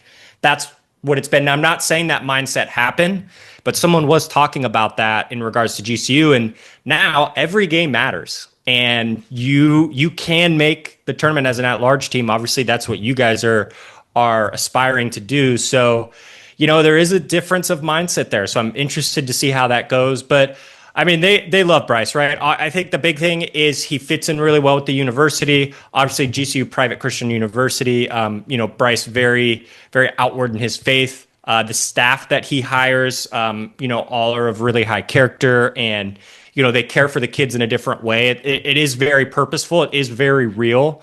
That stuff's not. I know there's some places out there that have that moniker and maybe haven't lived up to that, especially in the college athletics world. GCU, it is 100% real. And so I think you have that alignment, and he's won. Like, he's been to the NCAA tournament. We talk about to grow the fan base, you got to have those moments, right? Like that. He's provided those, obviously almost beating Alabama, a team that went to the Final Four. They didn't win that game, unfortunately, to go to the Sweet 16, but 2 years ago. But they've got the one tournament win and kind of trying to just keep the momentum going. So it's been a massive success. I think Bryce also doesn't have a ton of interest in looking at other jobs right now. I could be wrong with that. That's based on everything I know and I've heard, and he really does love life. Phoenix just got an extension last season as well and seems to really have his roots down in Phoenix and love it there. So we'll see how it all plays out. Obviously, this is a whole new ball game. Like you guys said, I mean, nowhere to hide. You can't. I mean, Mountain West. It's ruthless. It's ruthless. Fans from other teams. It's ruthless. Talent. We're talking NBA guys. Nick Clifford, obviously last year, Colorado State first round pick. San Diego State's got a few guys that are going to play in the NBA. Et cetera. So it is a total different ball game. We'll see how that test goes. Definitely a step backwards the other night, but I still think it's all in front of them, and we're going to see how they bounce back. So you guys have. Is it just 2 players from last year's team back this year? And they were starters last year, Caleb Shaw and Micaiah Williams, but it seems like they're coming off the bench this year. I want to, though, can you walk us through this starting lineup? It's all new. Those 2 guys are the only ones we would know, but these other 5, can you kind of walk us through who they are and what they do? Yeah, so it is tough. They have some other guys that do carry over, but I wouldn't say they're rotation guys. So you're right. Caleb Shaw, Mekhi Williams. Caleb Shaw, he was interesting because he didn't play great in non-con, and he straight up got doghoused. He was playing bad, turned the ball over. It was not good. And then he played really good down the stretch. So he was a big part of kind of fringe starter, like big rotation guy shooting the three. Mekhi came in from an interconference transfer, and he was super helpful at the guard position. He kind of supplemented that, was either first guard off the bench, would start some games. So those guys do carry over. I'm really interested with Mekhi. He put on a ton of weight and looks to be a little bit different of a player, but the starting lineup is all new guys. And one thing I talked about this summer, and I was super honest with fans, if you look at the best mid-major teams, they don't look like this. They don't look like guys that they brought in from other places. The only time that level of success, like high level of success, is had from a bunch of transfers are the whatever, insert your biggest names that you think that have an insane amount of money. Now, GCU has a ton of money to invest, but the reason mid-majors succeed is because they develop and they keep things internal. They have a core and they grow on that. Guys develop and get better, right? And that made me nervous coming into the season. They would really be doing something unprecedented, not having guys that they develop as part of a core and carry over the culture and kind of expectations. So maybe that's something we saw the other night against Youngstown. We'll see. But yeah, I mean, the starting lineup's full of a ton of talent. So you got Brian Moore Jr., who comes in from Norfolk State, mid-major player of the year, really good, tough guard. He's out of New York, 6'1", really strong. He's a guy who maybe hasn't been as involved as I thought he would be early on in the season. And that's because Jaden Henley, the transfer from UNLV, I mean, he's 6'7", long arms, just total, I mean, really impressive player. He's handled the ball quite a bit and kind of has dictated things. He's had a ton of success at moments. The first game was really awesome. One of the exhibitions against Baylor, he had 26 points. So again, against a bunch of really good players at Baylor. So I've been shocked to see how involved he's been. He's done a pretty good job with it. And then rounding out the backcourt's Dusty Stromer. So you guys might not be familiar. He was kind of a West Coast darling, blew up online. He had the hair one summer when he was in high school. He goes to Gonzaga. I don't know, just changed the scenery, just needed it, didn't really get into the rotation. And so he's been good, struggled shooting the ball against Youngstown. He was 1 of 8, 0 for 4 from 3. So that was tough. And then Nana Owusu-Inane has also been, he's kind of been he's got such a high motor. He's your typical 4 tweener, kind of power forward, do everything, really good defender, really good rebounder, really good. He's been, just constant every play. He works his butt off. He's been a real, I don't want to say like lifesaver, but you've kind of rely on that motor. Even the other night when maybe at times they look like they might be discombobulated what's going on, you can count on his effort. So he's a really interesting piece, especially when you consider, you start talking matchups with potentially Robbie. Our big guy, F.A. Demeral's out of Turkey. He's a 19-year-old guy who played a little bit of pro ball. As we know, that's kind of the new thing, right? It'll be interesting to see who they go with on him come game time. F.A. moves really well, 7 foot.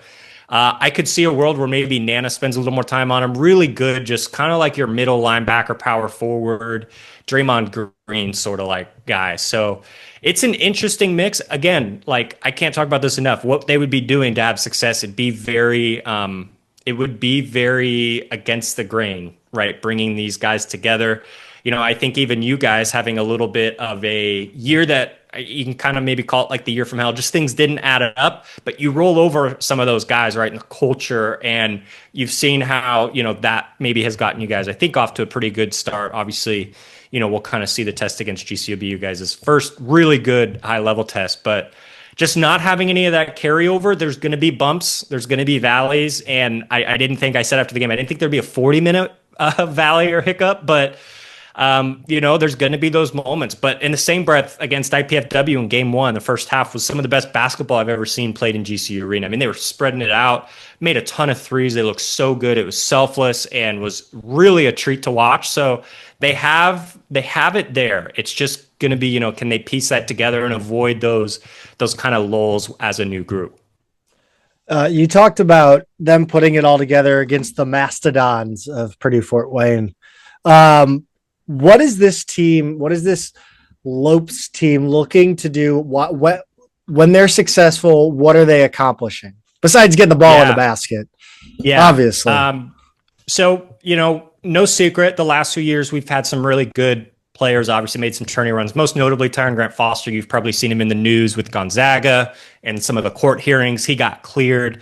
But they had a lot of guys that were, I wouldn't call them ball stoppers, but they're a little more isolation. They did want to get out and run a little bit. They shoot a lot of free throws. That's kind of what happened in the past. And so I think there was a effort made in the roster building in the offseason to start to get that ball to move a little bit more and get a little more fluidity, even get some bigs that can pass. And so they did that. I really I do love some of the guys that they've brought in to do some of those things. And when they're at their best, the ball is moving and whipping around. Against IPFW, they did such a good job of it. I think they had 21 assists, I believe, against IPFW. It looked really great past the eye test. Everyone was involved. Everyone was shooting it. They were passing up open shots for even more open shots. The big passing was really high level. Nana, Fa, the big guy from Turkey, some of the guys coming in off the bench, Wilhelm Breidenbach, Caleb Smith were passing the ball really well. So when this team is really gelling and rolling, everybody's involved. The ball's not stopping. Everybody's making an extra pass. And they do have a pretty good amount of size, and they can kind of rely on that, and they can get to the basket and finish. So when they're at their best, that's what they do. They were on their heels the whole Youngstown State game, and that's what was kind of appalling about the game. Is it wasn't just, gosh dang it, they made some threes, but GCU was on their heels the whole time. So they didn't have any ability to dictate anything in that game, which was really shocking to me, really, really appalling. That GCU had to be kind of reactive in that game. But so you didn't get a good idea, I guess, offensively, but defensively, they guard really hard. I say that. I know they gave up 90 points to Youngstown State, but they really struggled ball pressure wise. I mean, they were getting blown by. When you get blown by against a team that has a bunch of shooters out there, you're just playing catch up. You're trying to communicate on the fly. I'm getting the guy in the corner, and all of a sudden, someone's ended up with an open three. You got 30 seconds to move the ball around. Someone's going to get an open three, and it happened a ton. So, I think overall, the ball should be moving, and they should be guarding the ball really hard. They don't feed towards a big guy in the center, to swat everything away. They just guard really hard. They've got the length and the size. So that was another appalling part of that game as well, was just they weren't super, they didn't influence the game defensively like I thought they could have. So we'll see if that improves this week, and obviously hope so against St. Louis. They're going to have to be on their P's and Q's. Do you want to give us a prediction for the St. Louis game? Yeah. So, hold on. First, I want to make sure we're taking into account that there won't be refs fixing the game like there were last year. I want to make sure we're under that. It was a controversial finish last year. Yeah, it was. Yeah, that was a weird one. So, and if you guys have 2 minutes, I think we can maybe have this conversation. I'd be interested to hear your guys' thoughts. I have noticed this year, college football, to me, and obviously early season in college basketball, I don't know what's going on, even a little bit in pros. It seems like we're having this ref epidemic right now, where even the game against Youngstown State, Bryce and the other coach it was so bad.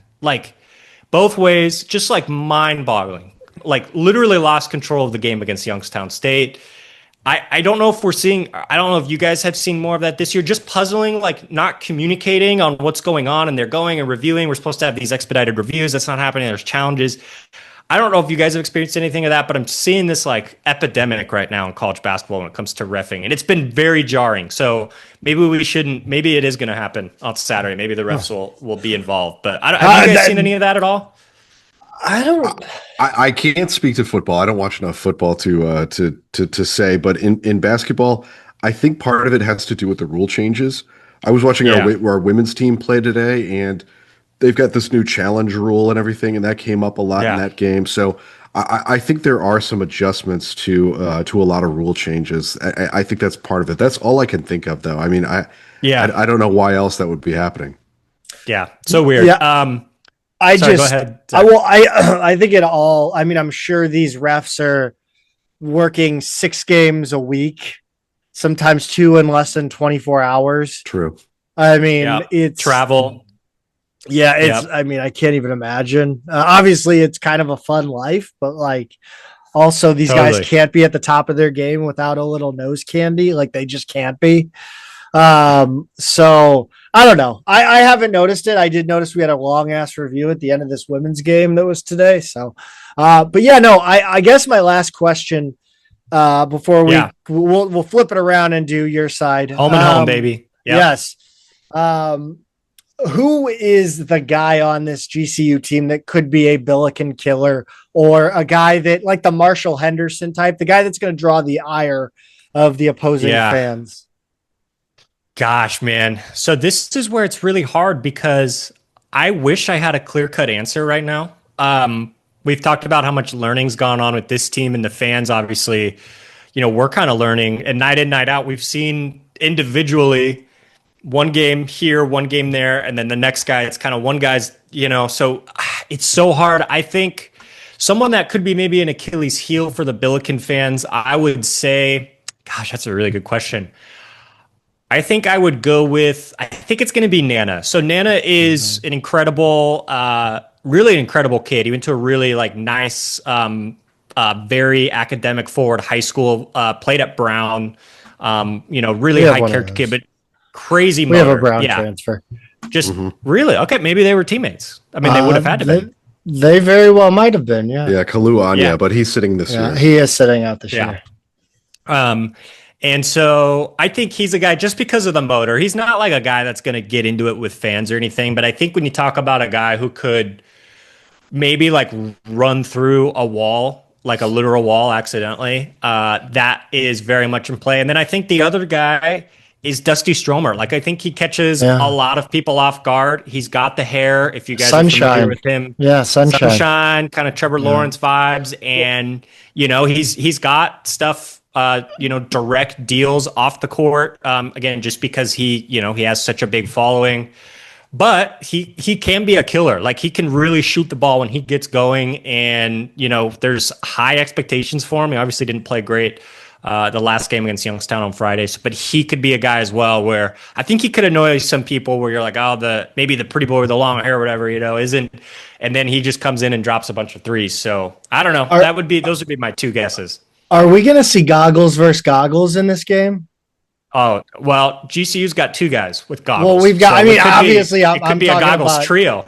Obviously, I'm focused on Wilhelm Breidenbach. Yeah. Absolute caveman over here. It could be a real goggles battle. Yeah. And then, the other big Dennis Evans, he's massive. He's like 7'2", really, really big. He wears goggles as well. So it could be a goggles party potentially Saturday. I might have to get out my glasses for this matchup. I was going to say, maybe you need to grab some for the game. That's interesting. I didn't think of that. That's fascinating. So then before, I'm not going to let you go without a quick prediction then. So, gosh, this is tough. Yeah, this is really tough. I think I was very honest. I'll start with this. I was very honest. I felt like and wasn't, like the media member who's, carrying water. I was pretty honest about the game Friday. I actually really do still believe in this team, and I believe they can bounce back. I do think they can and will win the game on Saturday. And I think it's going to be really close. I think they'll be able to get back into a groove tomorrow night in Northern Illinois. And, hopefully that kind of they see some shots go in. But I just think, I think this team has a ton of talent. And when it does gel, they are really, really good. So I really do think they can get the job done on Saturday. And I think I would take them if I had to pick. And maybe that's just kind of that back against the wall. And I don't believe that they're going to go 2-2, and that would not be a great start to the season at all. That would not meet any sort of expectations. So maybe it's me not mentally allowing that, but I do believe they can get that. They can get the job done on Saturday in a close one. Maybe we don't need a crazy missed free throw runner into a runner sort of jumper falling out of bounds that hits 4 places on the rim and goes Vince in as time McMahon expires. could not have written a more schmozzy ass ending than that game. Yeah. The last thing about that is when you talk with some of the players, like everyone was shocked. Like even GCU guys didn't really know. It was like nothing I've ever seen before. It was like not a basketball play, but yet one of the most intuitive plays. So weird. And so I think that's going to be a fun storyline. Obviously, not a ton of returners GCU wise. There's a few guys, but knowing that's how that game ended last year, St. Louis obviously kind of let one get away. Maybe let the season get away. We'll talk about that, I think, a little bit. Get back season for you guys. But man, hopefully not a weird ending like that. And hopefully we're not on the other end of that, right? As the Lopes. Hopefully that's wouldn't be good. I can't agree with you on that last point. Brennan, thank you so much for joining the pod. You guys, of course, guys. If you want to follow him, see what he has to say, because we all know GCU fans can't flip shit online. They're terrible. They can't talk shit. They're not good at it. At with time. Yes. We said we're building this thing. They're not yet seasoned. At GoLopesRadio on Twitter. Brennan, thanks. Thanks, man. Yeah. Thank you. Thanks. Once again, thank you to Earl and to Brennan for joining the show. Pete, talk to us a little bit real quick about Brock Bass-Bonner and Fred Smith Jr. Yeah, so they were at the SEMO game along with Jaden Lloyd. So Brock Bass-Bonner, people know Anthony Bonner's son, 2027 recruit. He was at the SEMO game with his dad. Hopefully they just have season tickets for all intents and purposes. And then 2027 local recruit Jaden Lloyd of Belleville West was also there. He doesn't have an offer yet, but I wouldn't be surprised to see him get one soon. He's really a quickly rising prospect. 2026, though, more pressing. Fred Smith is a 6'7" forward out of Memphis. He was even spotted after the game talking to Rich and Russ Chaffetz. He's from Briarcrest Christian in Tennessee. He has an offer from SLU. Memphis and Ole Miss have been seen as the favorites all along, but it would be nice to kind of swoop in late and pull an upset here. So yeah, like him a lot. Check out our Twitter to see some video on him and some notes. He was no doubt showing Fred Smith the Major League Pickleball Championship Cup.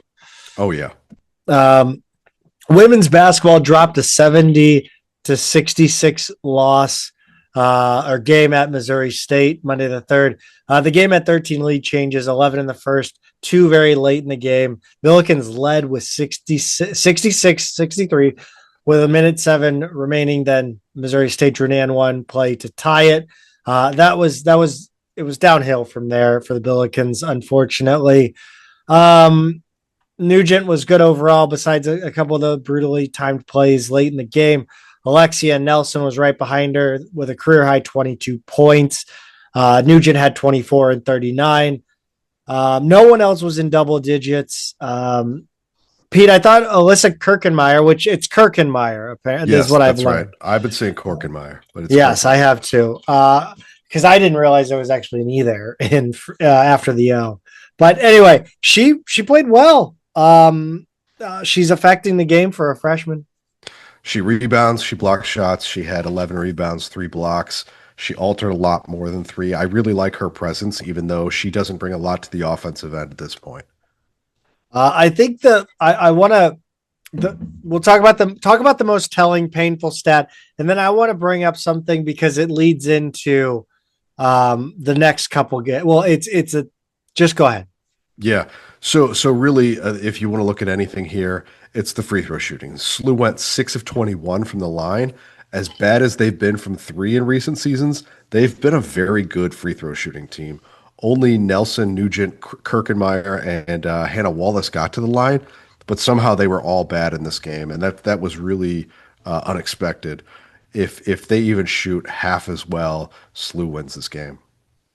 SLU was only 2 of 6 from the 3-point line. Mia Bergstrom only played 4 minutes, and we'll talk more about Mia as we go on here. They dropped a 73-55 decision against Middle Tennessee on Thursday the 6th, Pete. They did, Zach. And SLU was outscored in all 4 quarters here.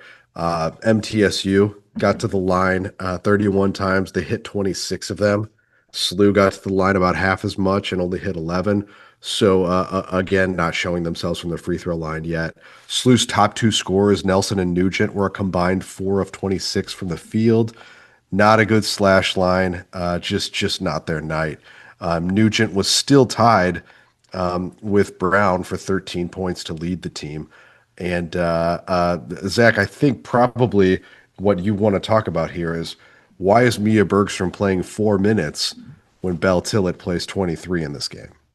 Yeah, I don't know. Look, Mia Bergstrom has been one of the bright spots from beyond the arc, and on the stat sheet, Belle Tillett does not really impact it.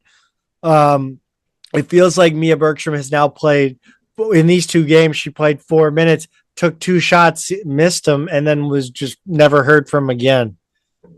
Yeah. And I just don't necessarily understand it. This is a team that doesn't have shooting as its strong suit. And the only thing I can think of is there's some defensive expectation that's not being met.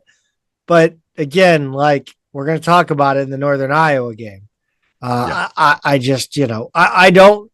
This team doesn't really have an identity either. So it's not like you can hang your hat even on the defense or the way you're scoring on offense. And so, like, why sit somebody because of defense if you really don't hang your hat on it? That's right. I think you got to go with the high mark rule at this point. Like you just got to get out there and win games. So, so if they you did put somebody who could score, they did that. You know what the difference was in this one? Yeah. And I'm going to be honest. I didn't think they'd pull it out. My notes. This keyboard and mouse combination is just terrible. I didn't think they'd pull it out. We texted back and forth about decision making in this game. It was suspect at times. I just really all I see is a lot of driving into the lane and drawing fouls. Like that seems to be the only offensive identity I can muster. Yeah. Yeah, and this is the 62-58 win over Northern Iowa on Sunday the 9th. SLU really only led for about 6 minutes in this game. They don't ask how. They ask what the score was. That's right. So in addition to that decision making, they're streaky. But what we also didn't expect, Zach, was that UNI would miss 4 free throws in the final minutes. But to SLU's credit, they did hit some shots. They did get some stops when it mattered too. And they were not wearing their clutch jeans. No, they were not. The Panthers were not. So SLU wound up outscoring Northern Iowa 17-9 in the fourth quarter. In that quarter, the Panthers shot 3 of 14 overall, 1 of 6 from 3, and 2 of 6 from the line. And when you're in a tight game, that'll do it. Yeah, that's a tough one honestly, I thought the Billikens did enough to win. I hate this keyboard and mouse. I am so sorry, everyone. Again, Mia Bergstrom, 10 points in 13 minutes, including she sparked the run that got the Billikens back. The Billikens were down by like 8 at one point, and Mia Bergstrom was in the game.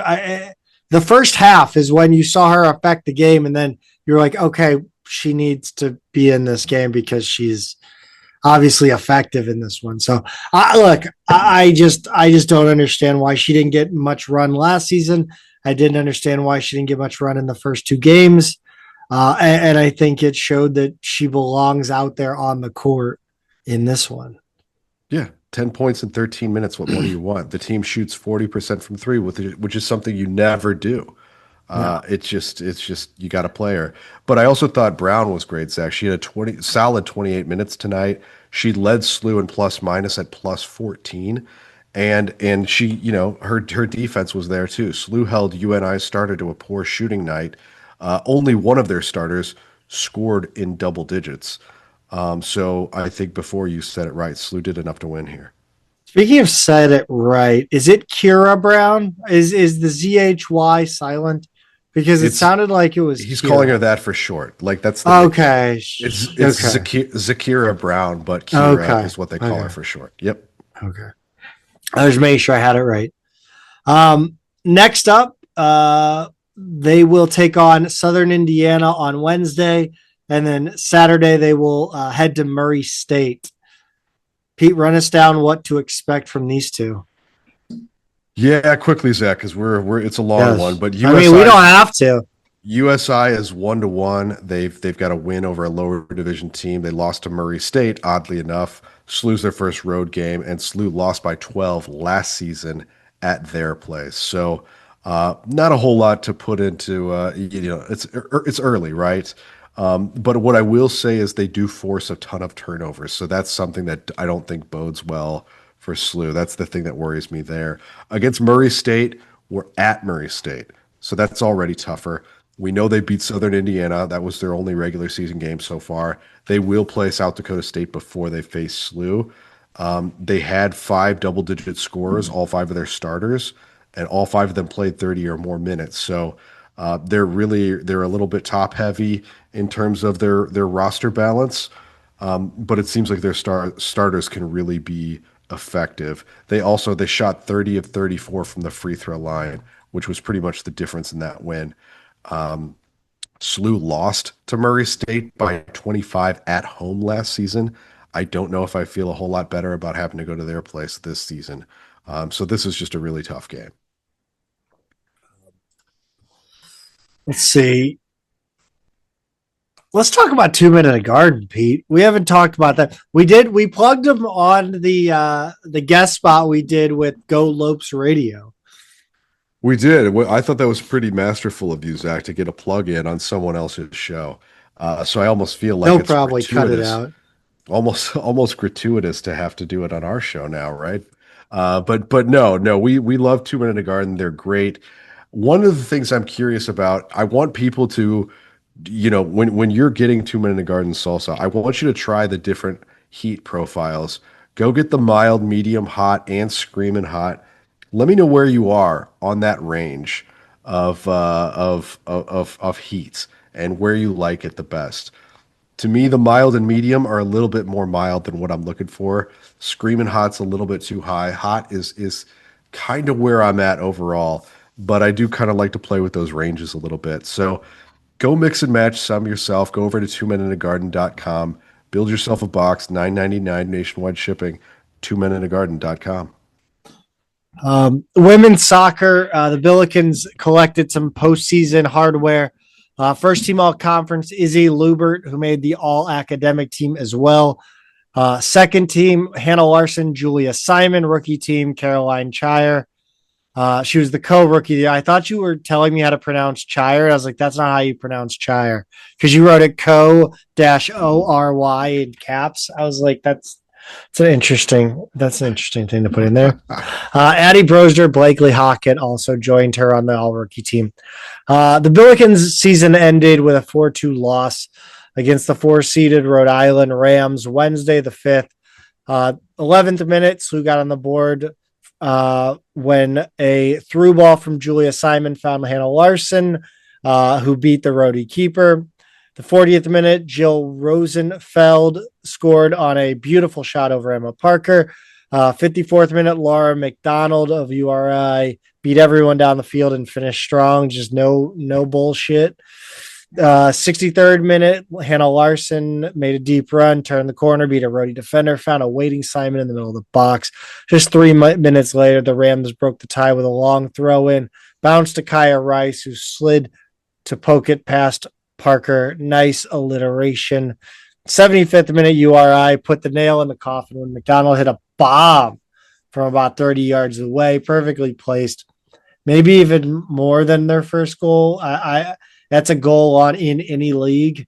Yeah. This team was just not good enough on defense this season. I think that's really where it comes down to. They're skilled in attack and experienced in attack, but on defense, they're inexperienced both individually and as a team, I thought. Yeah, I think that's right, Zach. It just felt a little lacking, and it's crazy to think that this is a team that they beat by 3 just a couple weeks ago at Rhode Island, right? 3 unanswered goals is unheard of for this program. Blowing a lead at home against an A10 team. I mean, we're we're in new territory here. The stats were pretty even, 16-13. SLU outshot them, 9-9 shots on goal. SLU had 6 corners to their 5, and Rhodey had 1 more foul. This just really surprised me. I thought Rhode Island had some really quality players. I kind of, after watching this game, was really surprised that SLU beat them 4-1. That recently, I thought they looked pretty good, and so I wasn't all that surprised to see today that they took Dayton to overtime, and then it ended in a penalty kick shootout that Dayton wound up winning 5-4, with a little controversy, by the way, according to Tom Timmerman. But bottom line is, yeah, God, Zach, that's a scourge of freaking VAR. That's so dumb. Like, like, did they call that in the moment? Like, if you didn't call that in the moment, like, you should not get to challenge that. That's ridiculous. So I didn't see it live, but what he said is, quote, "It looked like Rhodey had won on PKs, but the assistant ref ruled that the Rhodey keeper had moved early on the game-winning save, and Dayton got to take it again. They made the retake to send it to sudden death, where Dayton won after Rhodey's first shot was off frame." I have a hot take that could change the way penalty kicks are taken for rules. Okay. I think as soon as the player takes their first step on a run up, the goalie should be able to come off the line. Oh, wow. Okay. On their first step. Yeah. So theoretically, if you want to take the penalty without taking a step, the goalie would have to stay on the line. I hear you. Yeah. I wouldn't be opposed to that.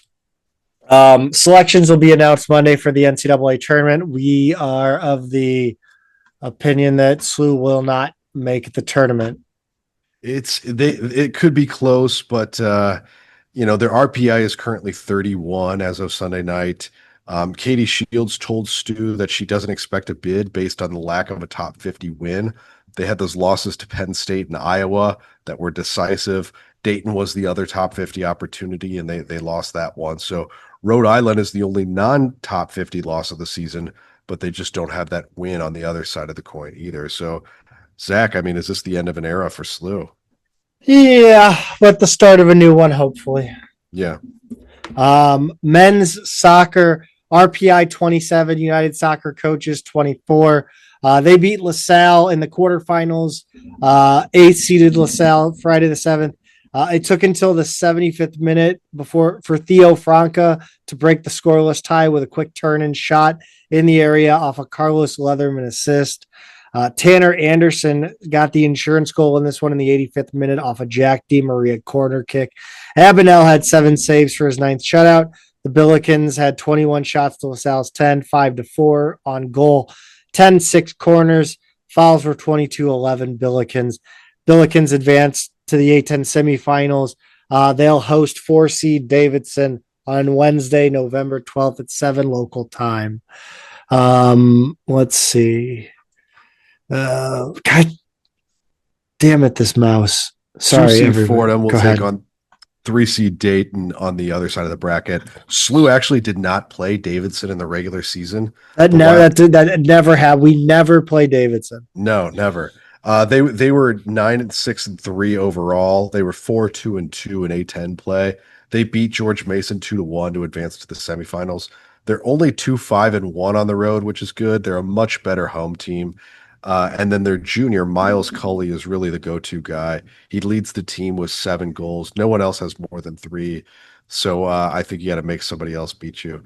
The A10 final, should SLU advance, is on Sunday the 16th. So it's, hopefully they beat Davidson, and it's going to be either Fordham or Dayton on the other side of the bracket. If SLU wins, they will host that game as well. Hey, why don't you go ahead and run us through volleyball? Yeah, Zach, volleyball was a little bit of a roller coaster ride this week. They got the 3-2 win up at Loyola on Tuesday the 4th. I think it's our first win over Loyola since they joined the conference, but yes, this was a close match, incredibly close statistically. Hitting percentage, errors, attempts, assists, aces, blocks, everything was just about even.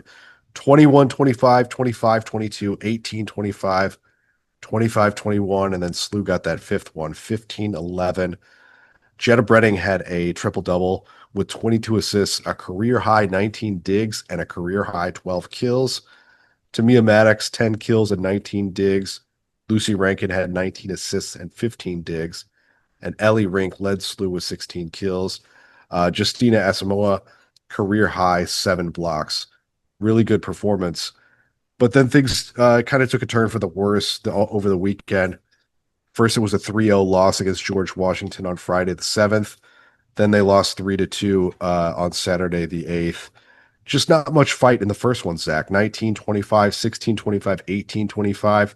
They got out hit 284-116, committed 21 errors to just 9 for the Revs, or Hippos if you prefer. I do. Blocks were 10-2 in GW's favor. Brenning was solid again with 15 assists, 10 digs, and 7 kills with just 1 error, but nobody else was really in it for SLU in that one. And then 3-2 on Saturday, 25-22, SLU got out to a good start, 24-26, 22-25, 25-16, and then they flipped the Loyola result, 11-15 in that final one, unfortunately. Brenning had 36 assists with 13 kills. Taya Kalajic had 15 kills to lead SLU. Chloe Mon had 17 digs. It was senior day, so Ermac Gokchen, Vivian Kiefer, and Addie Polk were honored.